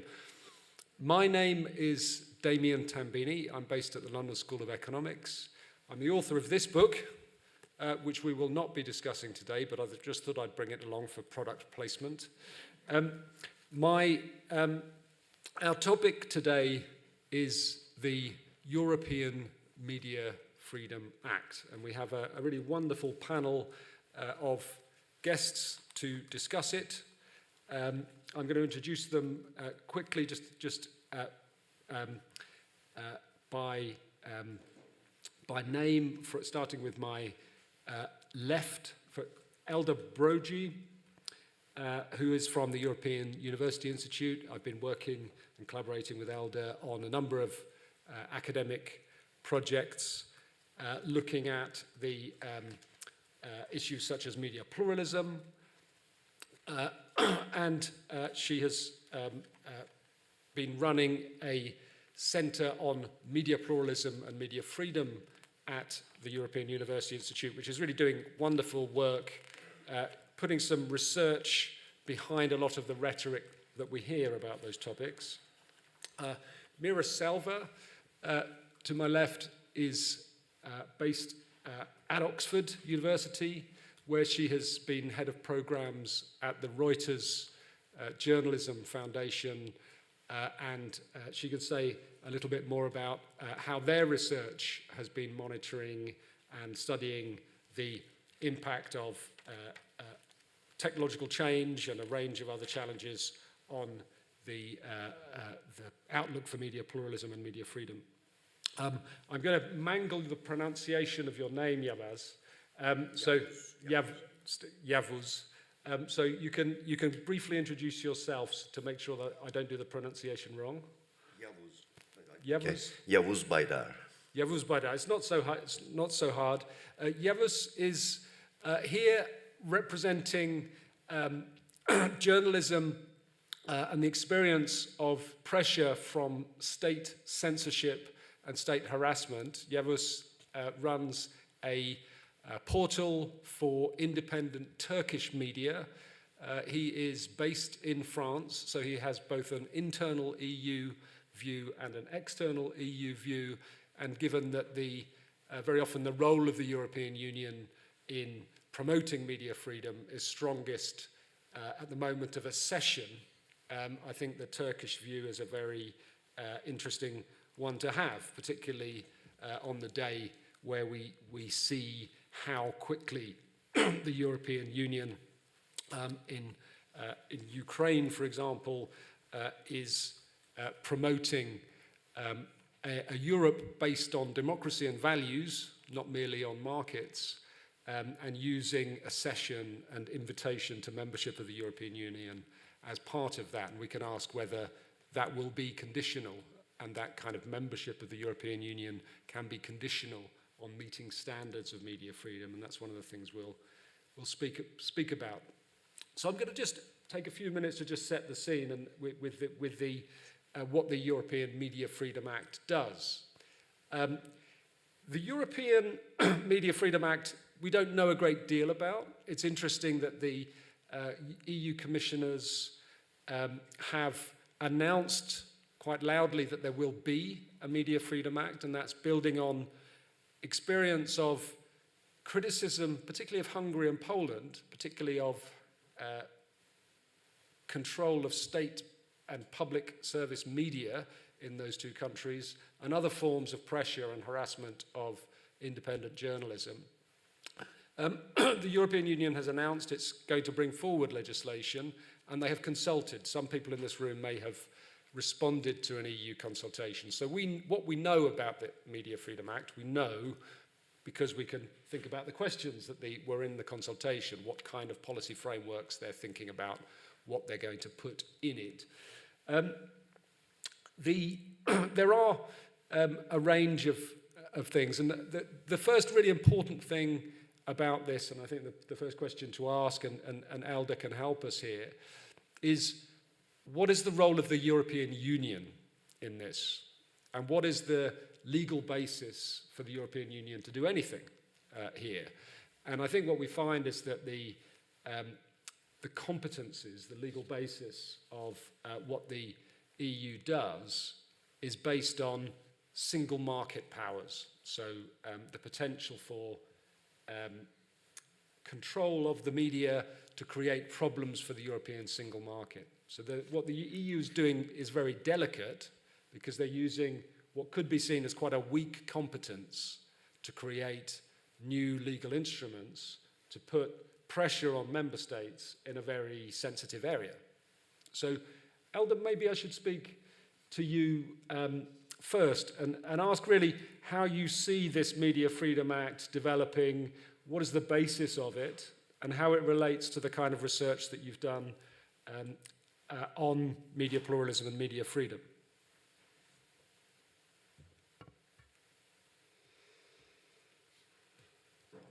Thank you.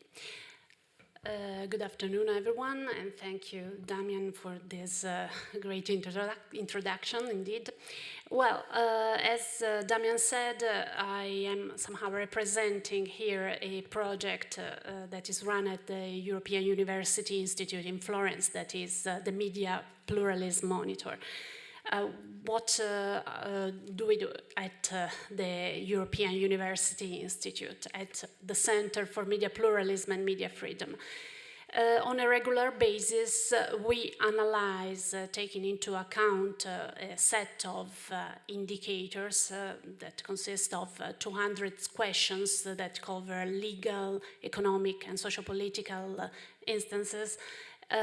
We analyze the risks for media pluralism in the 27 member states of the European Union and in the 5 candidate countries.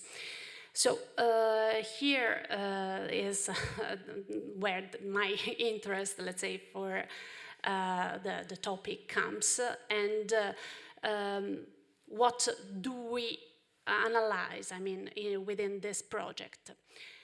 We see that there are some trends at European level that show us how, in the end, there are similar problems that are tackled by different member states of the European Union. And there are similar principles, of course, that are on the basis, that are the basis of the constitutional traditions of the European Union that are somehow creating a European media sphere that is on the same level, on the same time, so unique, so unified to some extent, and so diverse on the other. What are the main threats that we face when we analyze media pluralism in the EU member states and in candidate countries? We find media concentration, political capture of media, financial resources allocated in non-transparent and discriminatory way to media outlets, lack of independence of media regulators, reduced viability of media markets, and of course we see that journalism is facing a big crisis, and some of these problems are due also to the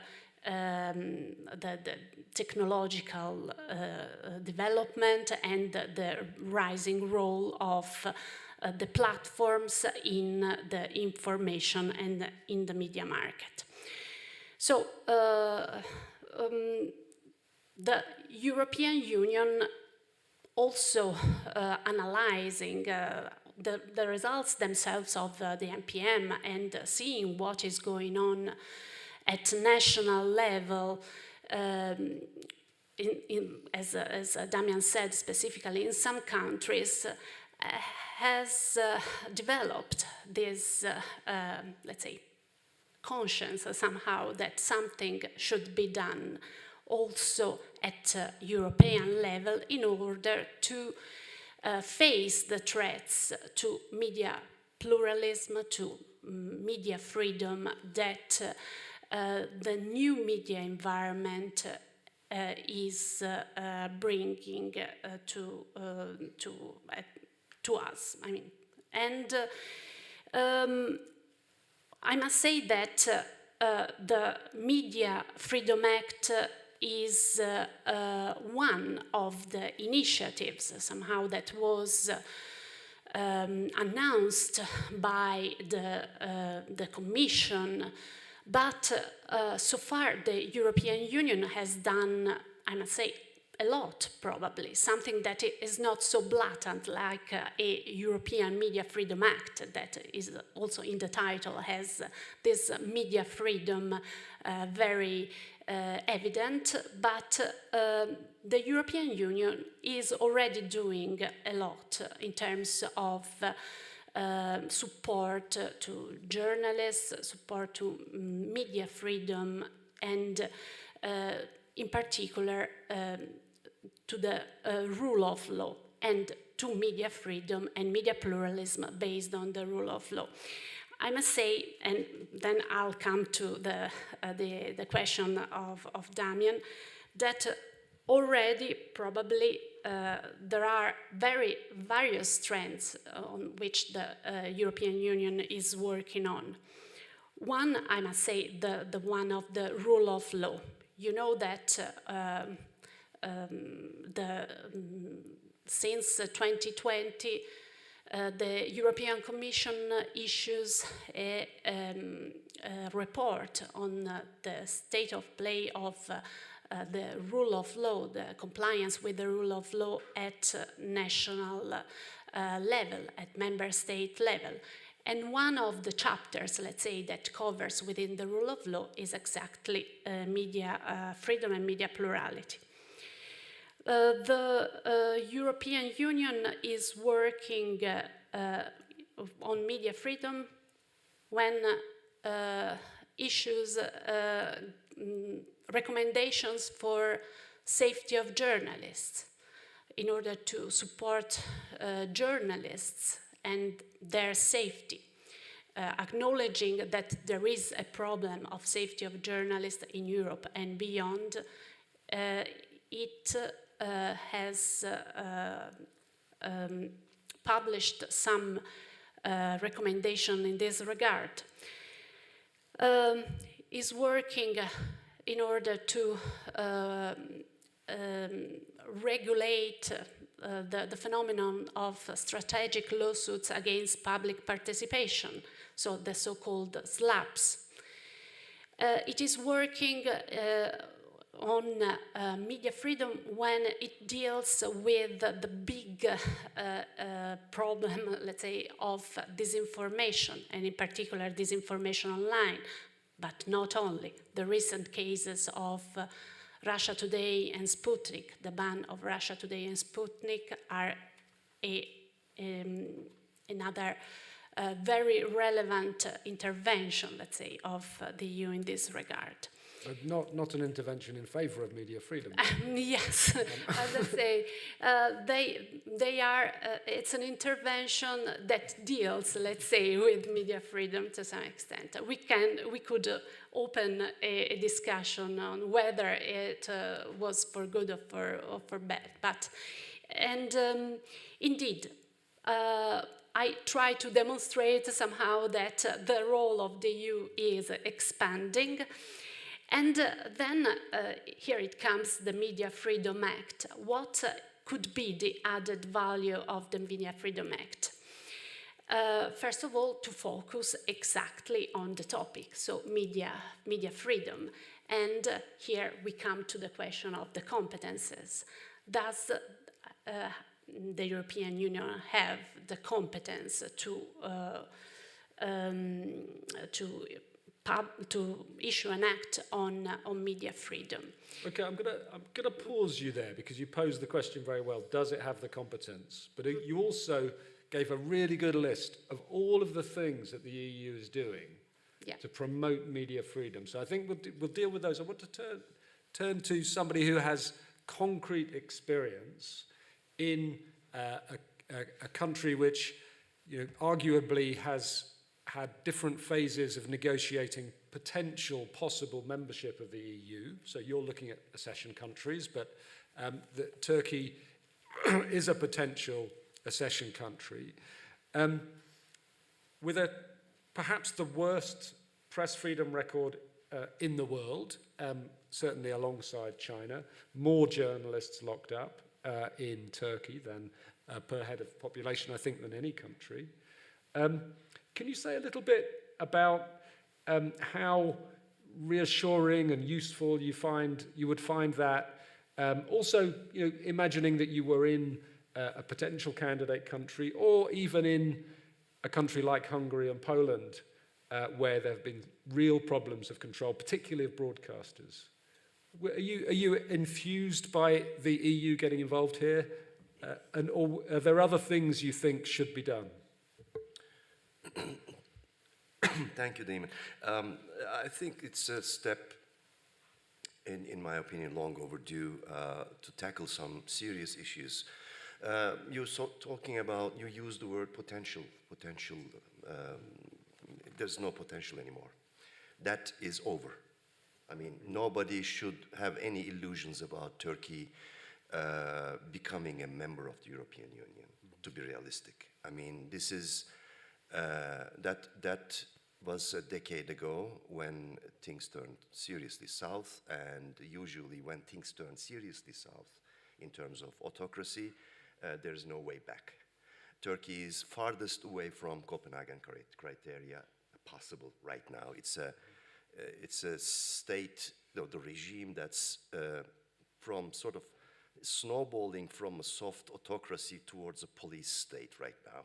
And if the next elections offer the way in potentials or possibilities for Erdogan to win again, which is very possible, then we will move towards a phase of totalitarianism. But back to what we can draw, what sort of lessons we can draw from Turkish example is, I will come back, I will not be too long about this, but I said this is long overdue, especially now that Hungary and Poland, especially on public service media, are really experimenting or engineering sort of anti-journalism activities. Now it's high time. And in terms of Turkey snowballing into autocracy and harder types of autocracy, means that in a country there are no separation of powers, and as you mentioned, the rule of law practically collapsed because of the capture of the judiciary, particularly on mid and high levels. And now the Constitutional Court, for example, it was 8-7. Now it's 10-5 in favor of the current administration.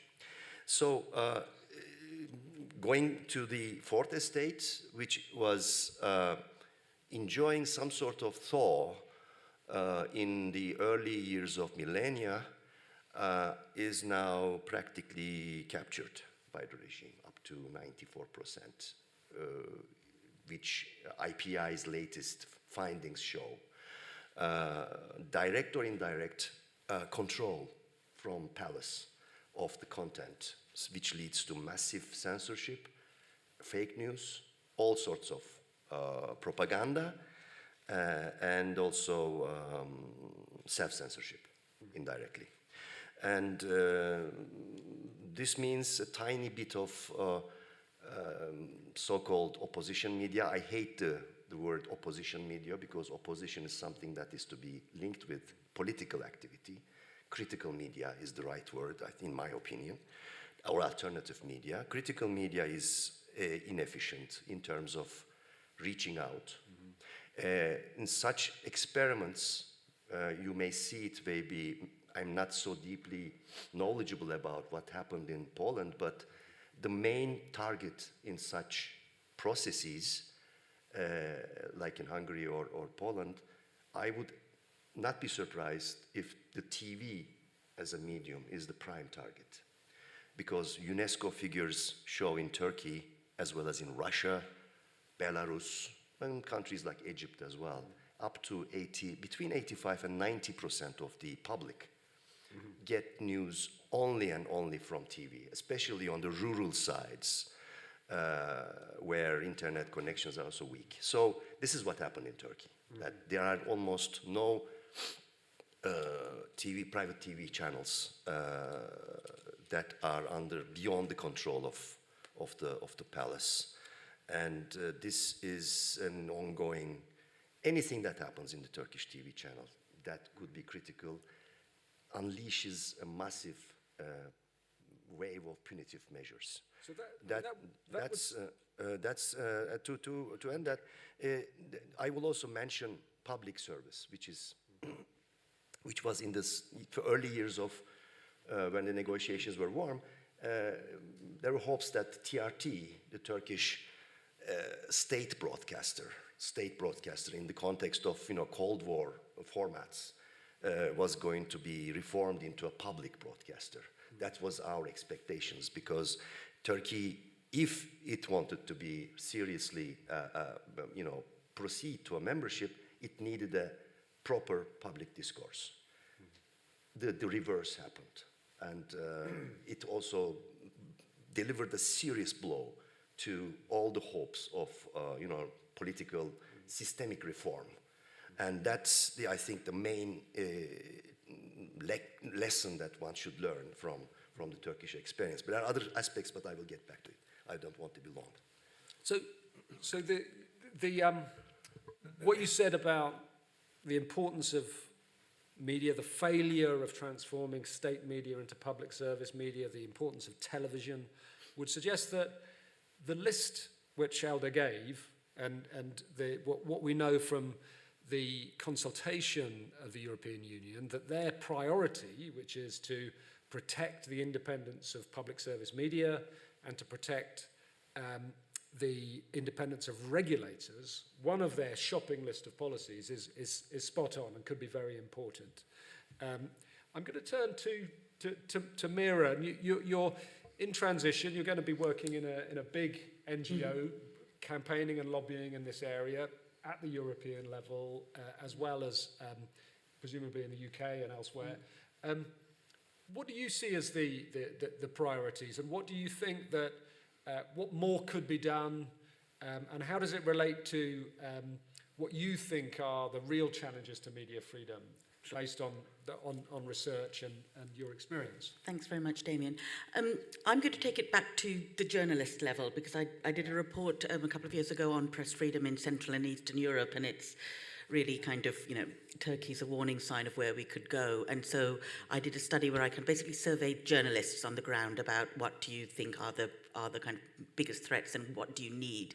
And I think the issues they raised really need to be discussed at a European level, at a kind of policy level, because at the moment there's a sense we're relying too much on the individual heroism and resilience of journalists, and when actually there needs to be institutional support for what they do. And so there were kind of 6 things that were raised. The first one, which will be addressed in this act, is the kind of weaponization of state advertising, which is where governments very deliberately give advertising revenue to, friendly media outlets, and this in turn sends a signal to the big private corporations who follow. Who do the same because they don't want to anger the government and kind of cross them. And this has had a huge impact on all media, but especially the kind of digital outlets, the newer digital outlets that sprang up, to the extent where they've all pivoted their business strategies away from advertising completely and focused on membership, which is much more labor intensive, much more spotty, requires a lot of work, and it's just where they're going. And I think this needs to be kind of brought into the conversation about financial viability of the media, and to make sure that these outlets cannot just be kind of repeatedly crushed by tweaks to the law. The second one was the kind of online attacks that journalists come under, kind of online trolling and really vicious coordinated attacks, often at state level. And this is something that the EU can and does address in different ways through platform regulation and kind of the monitoring and regulation of hate speech, but there's also another element of it which is about sanctioning the politicians who incite these attacks on journalists verbally and online as well. which I think is something that it's difficult to kind of address but in the context of press freedom again, because you don't want to go too far on censoring speech online, but it is done deliberately to chill independent journalism and to attack press freedom. That is the reason it's done, not because someone feels so strongly that they want to express their opinion. The third one is the kind of the privacy concerns that journalists in the region face, which is huge amounts of surveillance. They're kind of, their phones are bugged. They're hacked routinely. They're doxed, and this affects their own personal safety, but also crucially the safety of their sources and the willingness of sources to come forward. And again, this needs to be kind of looked into and kind of addressed. The fourth one is. You mentioned the rule of law and the physical safety of journalists, and we've seen in a lot of places in demonstrations, again, the authorities have not really acted within the law in how they deal with journalists. If they have not arrested them, they have picked them up at demonstrations and just driven them 3 hours away and left them on a roadside far away, thereby, not technically doing anything that can be either thought of as physical attack, but just a way of stopping them doing their jobs. And again, the right of journalists to cover demonstrations as part of their job needs to be protected. And the way we're seeing social movements across Europe, demonstrations are becoming more common, they're becoming more vital, they're becoming places where dissenting voices are heard, and it's really important that journalists are able to cover them, because if not, those conversations go online and into dark areas and spin out of control.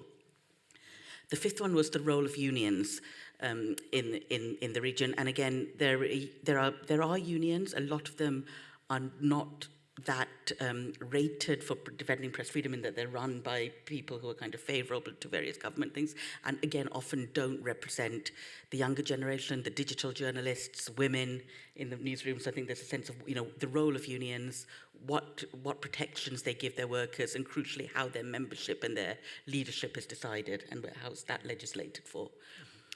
And then the sixth one, which they would really welcome, is clear clarity from the European Union, or anybody really, about foreign investment, the role of foreign investment in media, because they have had to deal with accusations, very anti-Semitic attacks and accusations of treason whenever they've accepted any kind of foreign investment, at the same time that any kind of attempts to raise money domestically are being kind of squashed down. So those are the kind of the 6 points, and then on top of that, the kind of vast overarching thing of media ownership as well.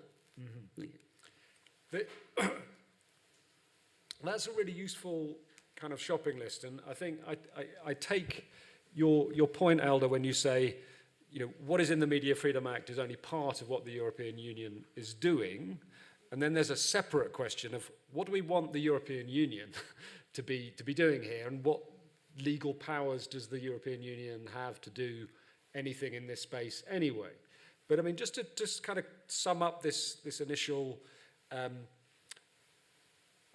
if you like, overview of what we think may be in the Act, and the mismatch between that and what you think maybe should be in the Act and needs doing.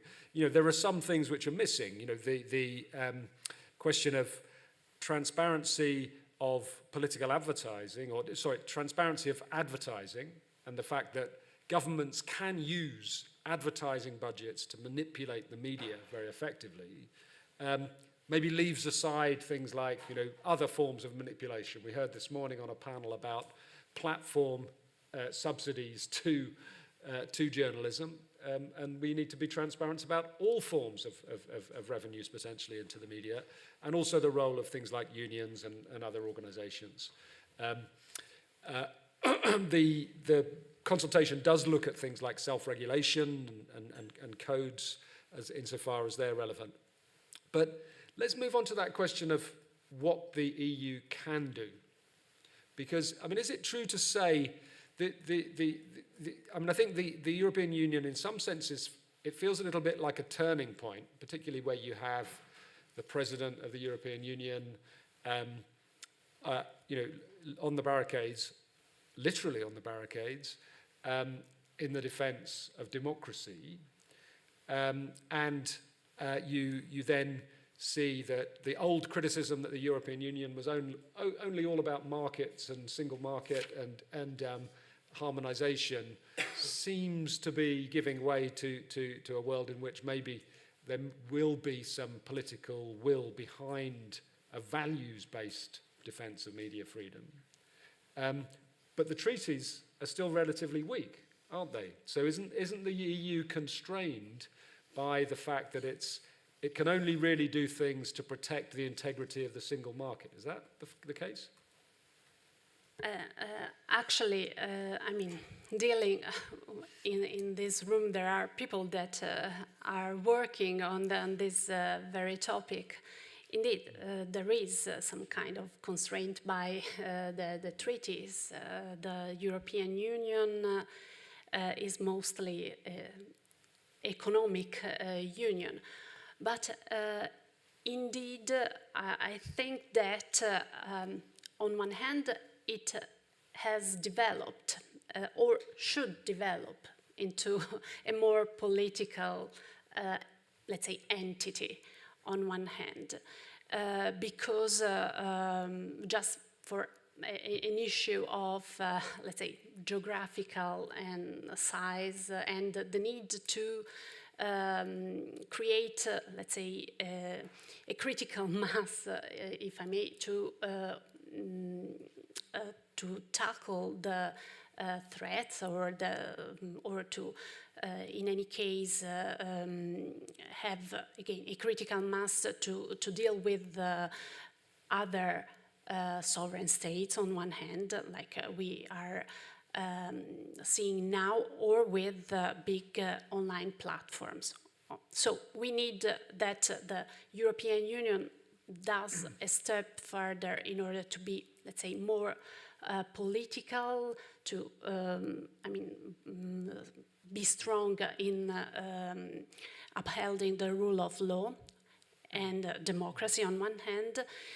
But indeed, we have the constraints of the treaties so far.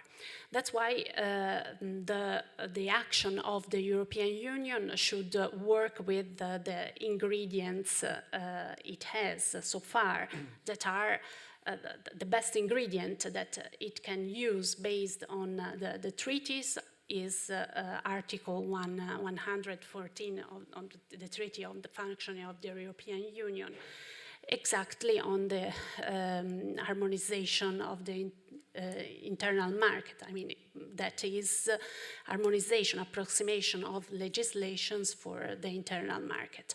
And in this regard, that's why I was stressing on one hand that there is a diversity and unity, let's say, in the media landscape in the European Union, because indeed we have similar constitutional principles. We don't have the same laws when it comes to protecting, for instance, the media market.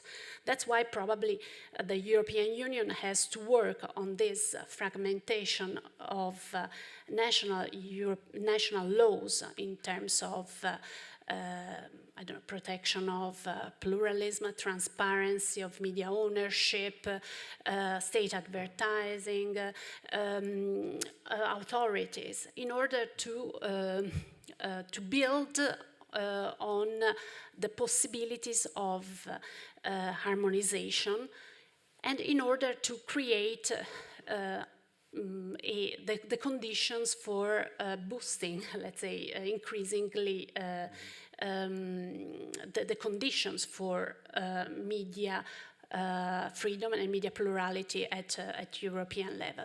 That's why when we discuss amongst us in our research of the potential content of the European Freedom Act, European Media Freedom Act, we look at first at an evolving definition of media. So far, I didn't mention the main piece of legislation of the European Union, that is the Audiovisual Media Services Directive. It doesn't have a focus on media pluralism and media freedom, but indeed is already something that is in place, but should be, in my personal opinion expanded to all the media. I mean, if we want to effectively tackle media freedom at large. Okay, I'm going to interrupt you and briefly kind of summarize that there is this tension, isn't there? That in a sense, the EU wants to do something to protect these values, but the treaties are not giving it much to go on. There's another treaty, of course, the Treaty of Fundamental Rights in the EU, and it has the wording, freedom and pluralism of the media must be respected. Mm-hmm. Is that not useful here?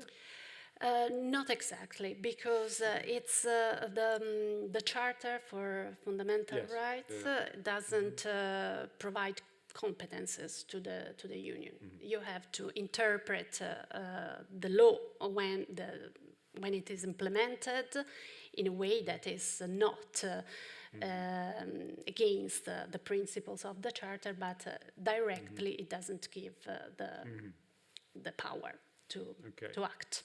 So it's I'm going to ask members of the audience to come in. If you have questions, the producers have given us the go-ahead that you can come to the front here and use this microphone. So do indicate if you have questions and comments. And presumably some of you will have been observing the consultation or maybe even have submitted. So we'd be really keen to hear from you.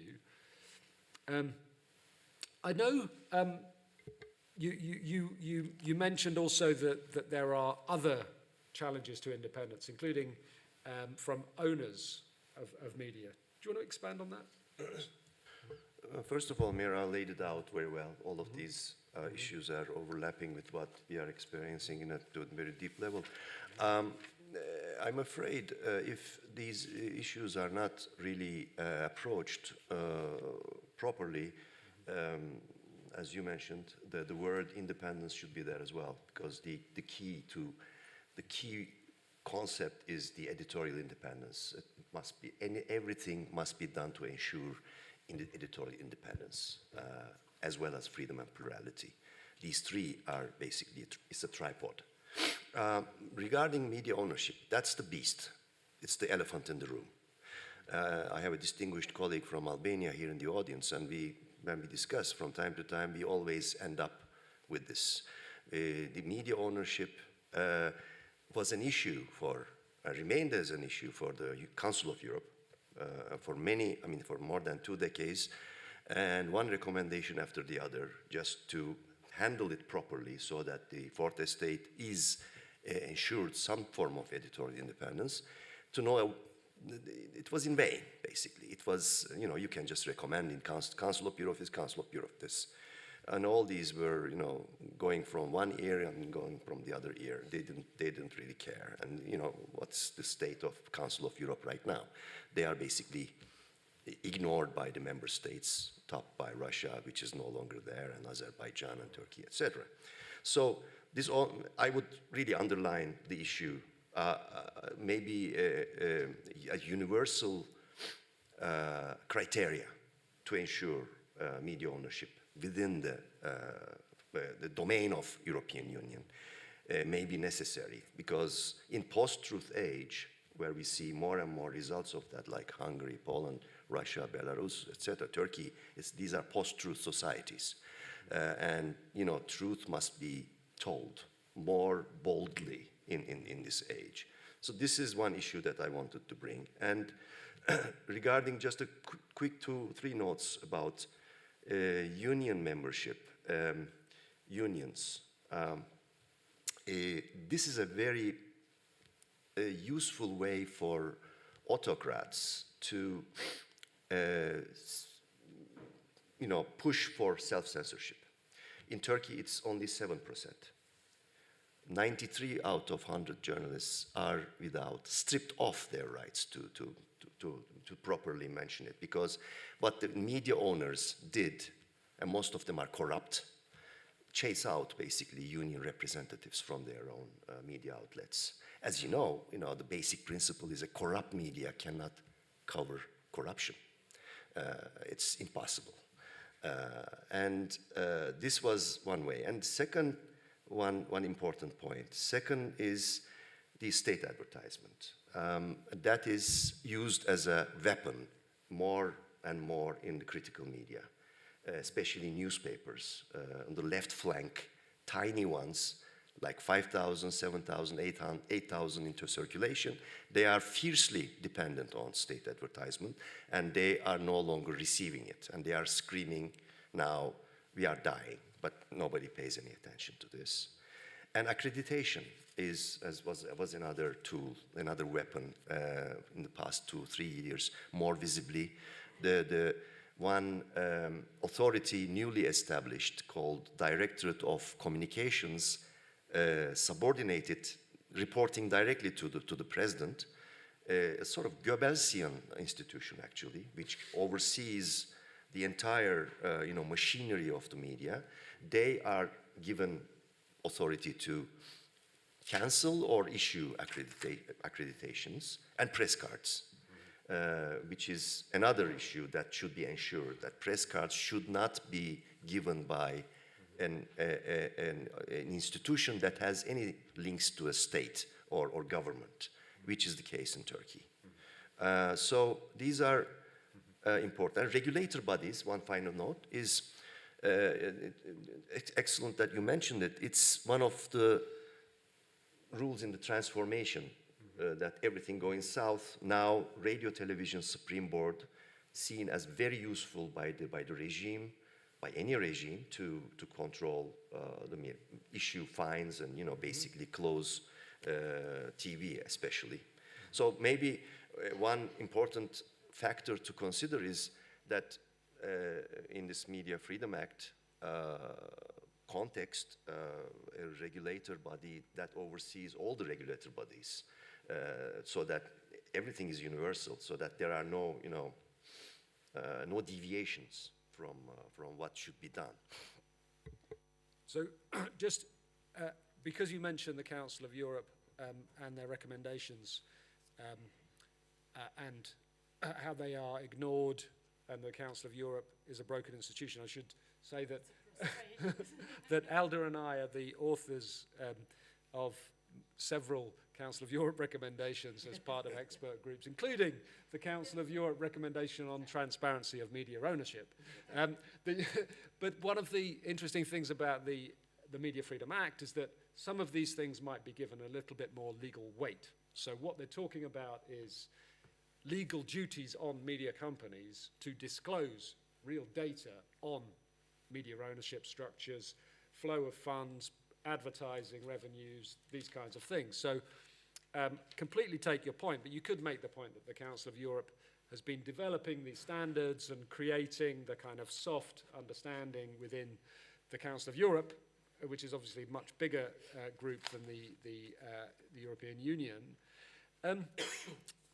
But we're entering the final stage of the seminar, and I just wanted to just try and think about what seems to be a context of really rapid change in the European Union, and that the conflict in Ukraine might be a constitutive kind of event and a change to the European Union that becomes much deeper and more focused on protecting democratic values. And it's not just the Media Freedom Act, it's a range of other laws and standards, which may include other things like standards on accreditation of journalists, which I think are very important. And invite also contributions from the audience if there are any, but my colleagues here to reflect on whether it is in fact possible to actually predict and control or outlaw the ways in which states will control the media. One of the things, I will mention it in my book, is looking historically at the much longer term in media freedom, going back to press and broadcasting freedom, and thinking in the future to this new internet-based media, is that states change the playbook. They look to find ways to control the media, and they're very creative. And if it's not control of advertising budgets or control of spectrum, or control of journalists in other ways, that it's very difficult to predict the ways in which states will do this, which is why Elda and I have also been involved in another Council of Europe recommendation, which is the recommendation which was released yesterday on principles for media and communication governance, which I advise you, all of those who are interested in media and communication governance, you can find it on the Council of Europe website. I know Yavuz, you will be rushing there because he thinks these recommendations are so useful. But what I think it does is set out some standards for new forms of governance. And also, what I think is really important is also trying to come up with some kind of way in which the European Union and other standard-setting bodies can promote executive restraint and try and control the executive in a slightly more general way from seeking ways of controlling the media.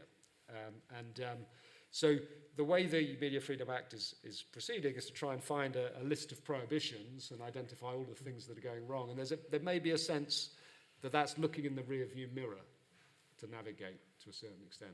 And I'm not sure. I don't know, Meera, if you... I mean, I just had a kind of wider question, which is why are member state governments going to sign up to this? Because, as you said, all governments want their own ways of dealing with the media. And if you look at Italy, if you look at, well, the UK is not part of the European Union, but the debate on public sector broadcasting here, if you look at, what's going to happen with the French elections, there are governments that don't trust the existing kind of idea of media as something to be protected and defended, and believe there needs to be a kind of break and then a rebuilding. And then the other thing is, again, whether the populations will be behind this movement, because there is a kind of falling trust in media and a kind of general disconnect, a kind of rising news avoidance and a rising sense that much of the media that's being talked about in this act is not really relevant, and people won't necessarily say that it's something, might not be the thing that they're willing to fight for.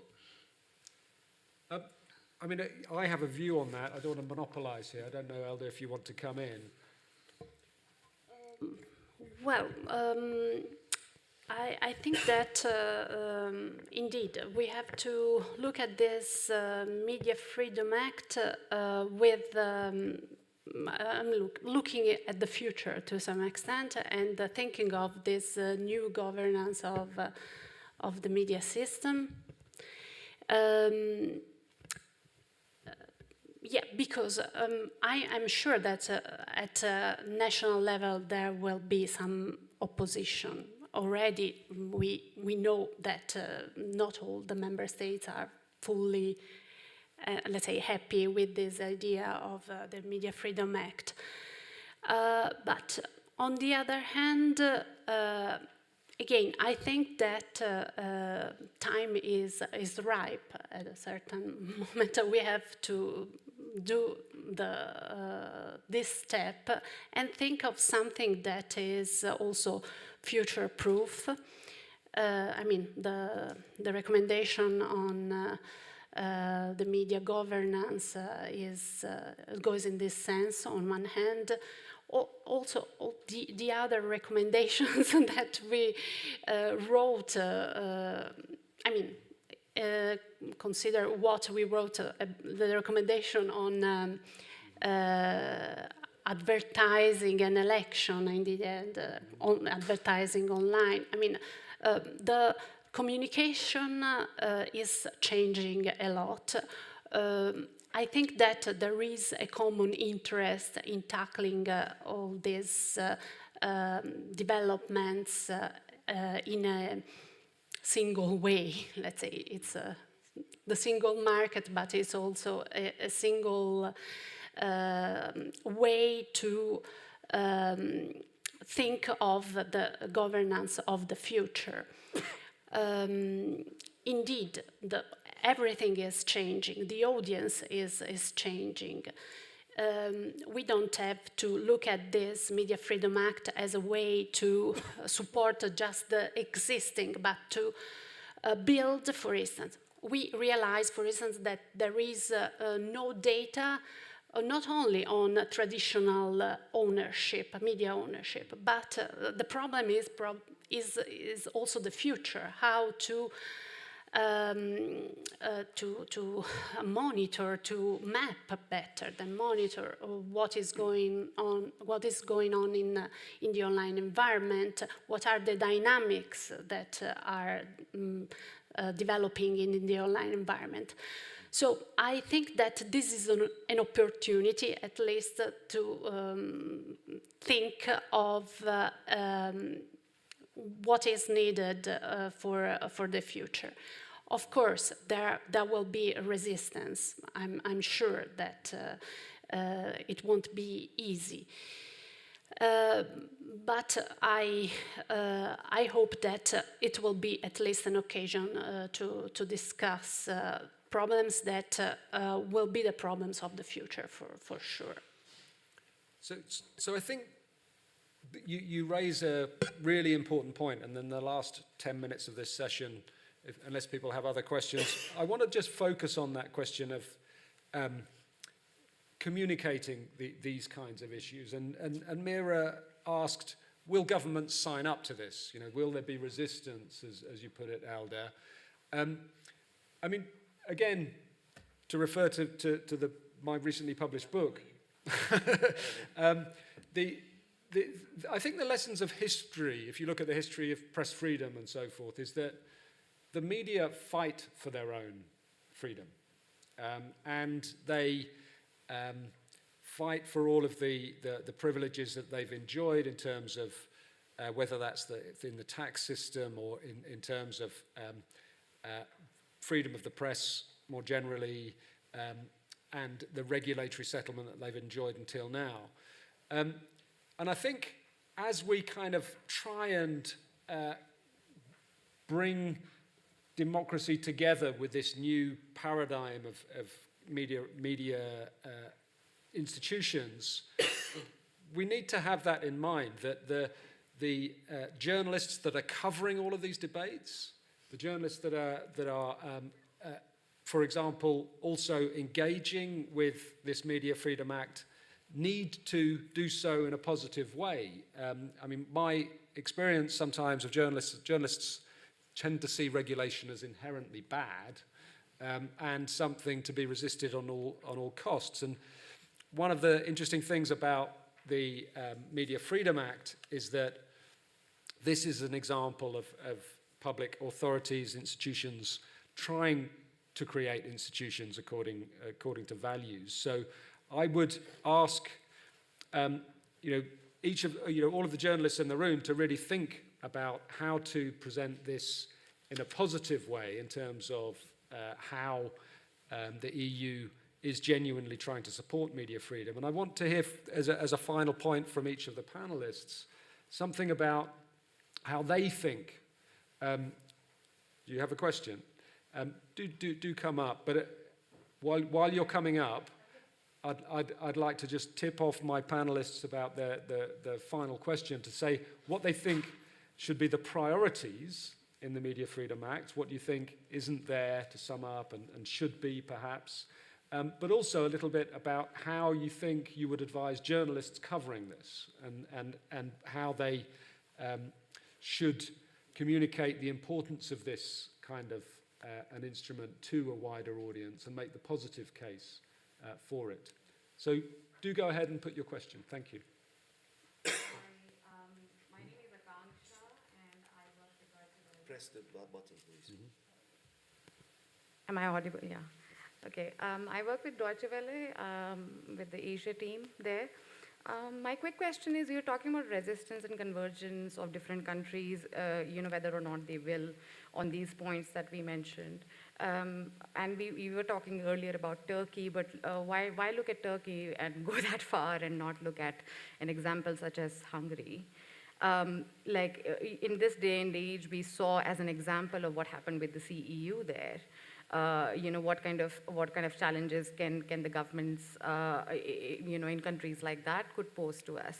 How would you address, say, like a country-specific issues that might come out? For example, if we talk about just the foreign like the investments in media ownership over there, where governments are, and it's just not only in the EU. I come from India. This is a big problem there as well. There's no foreign funding allowed in media ownership there.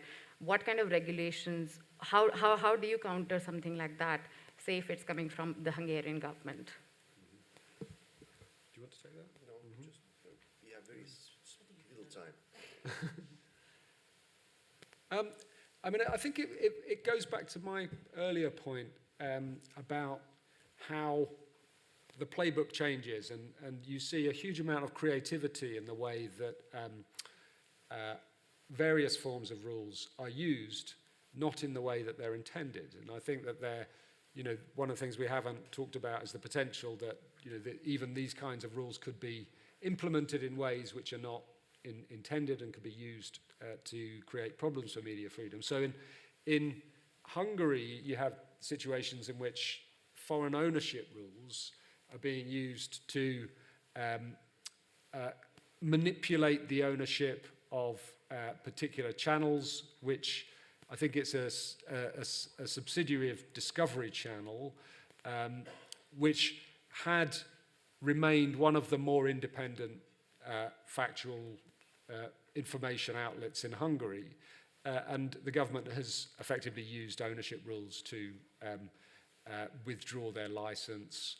And in another environment, of course, those same ownership rules may be extremely important for protecting domestic production, domestic news provision, and also avoiding manipulation by foreign actors, for example. So there is a real difficulty in developing common one-size-fits-all standards, and subsidiarity within the regime is going to be extremely important. I don't know if you've come across any of this in relation to NPM. Yes, indeed, any member state has its own specificities, and there is no situation that, no solution that fits for all the cases, indeed. I think that for instance, a Media Freedom Act could be used to give all the tools at European level in order to better understand how the market works, and to react according also to the specificity of the country. I think that one of the added value of the Media Freedom Act could be, for instance, but again, this is my personal point of view, that the media regulators could work in a sort of regime of peer review. Using same rules, same principle-based rules at European level. The differences or the various national cases could be discussed and analyzed also in another level of regulatory coordination, let's say, in order to discuss exactly also the different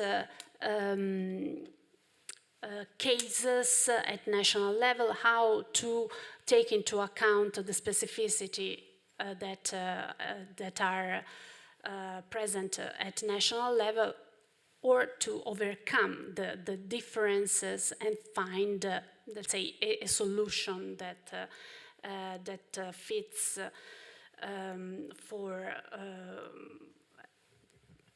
at European level. Now, I want to stress this because indeed there are many differences that should be somehow harmonized, and also on using practical means. And I think that indeed a European Media Freedom Act could work in this sense. Okay, we're really running out of time, so I'm just going to give my panelists just 30 seconds or a minute to make any final points. One point should be added, because we didn't talk about this growing, given the Hungary and Poland, etc., and Russia, we have an element of growing exile media and then diaspora media. They should be ensured to have protection in terms of independence, freedom, and safety. In this context. Now, one final note, there are more than 35 Russian journalists via Istanbul entering now to Czech Republic and Slovakia. And this will be a phenomenon that's going to stay, not only us, Turkish or Iranian or whatever. I mean, this will be sort of, a big European Union element that is permanentized in a way, as long as this volatility continues. Absolutely, that I was about to say, journalists don't stay in their borders anymore. They have to operate outside the borders, and this is vital that they are protected. And the question of how do you as journalists sell this to how do you sell this? Well, this is partly to do with what media outlets have been doing with membership models. You have to tell the story of why you exist to your audiences. You need to directly counteract the kind of narratives of mistrust and the idea that the journalists are somehow part of an elite that are also trying to manipulate you, and you need to be transparent, you need to be direct, you need to advocate for yourself as journalists. Yeah. Thank you very much. Thank you very much for all your attention, and see you soon. Thank you. Thank you. Thank you.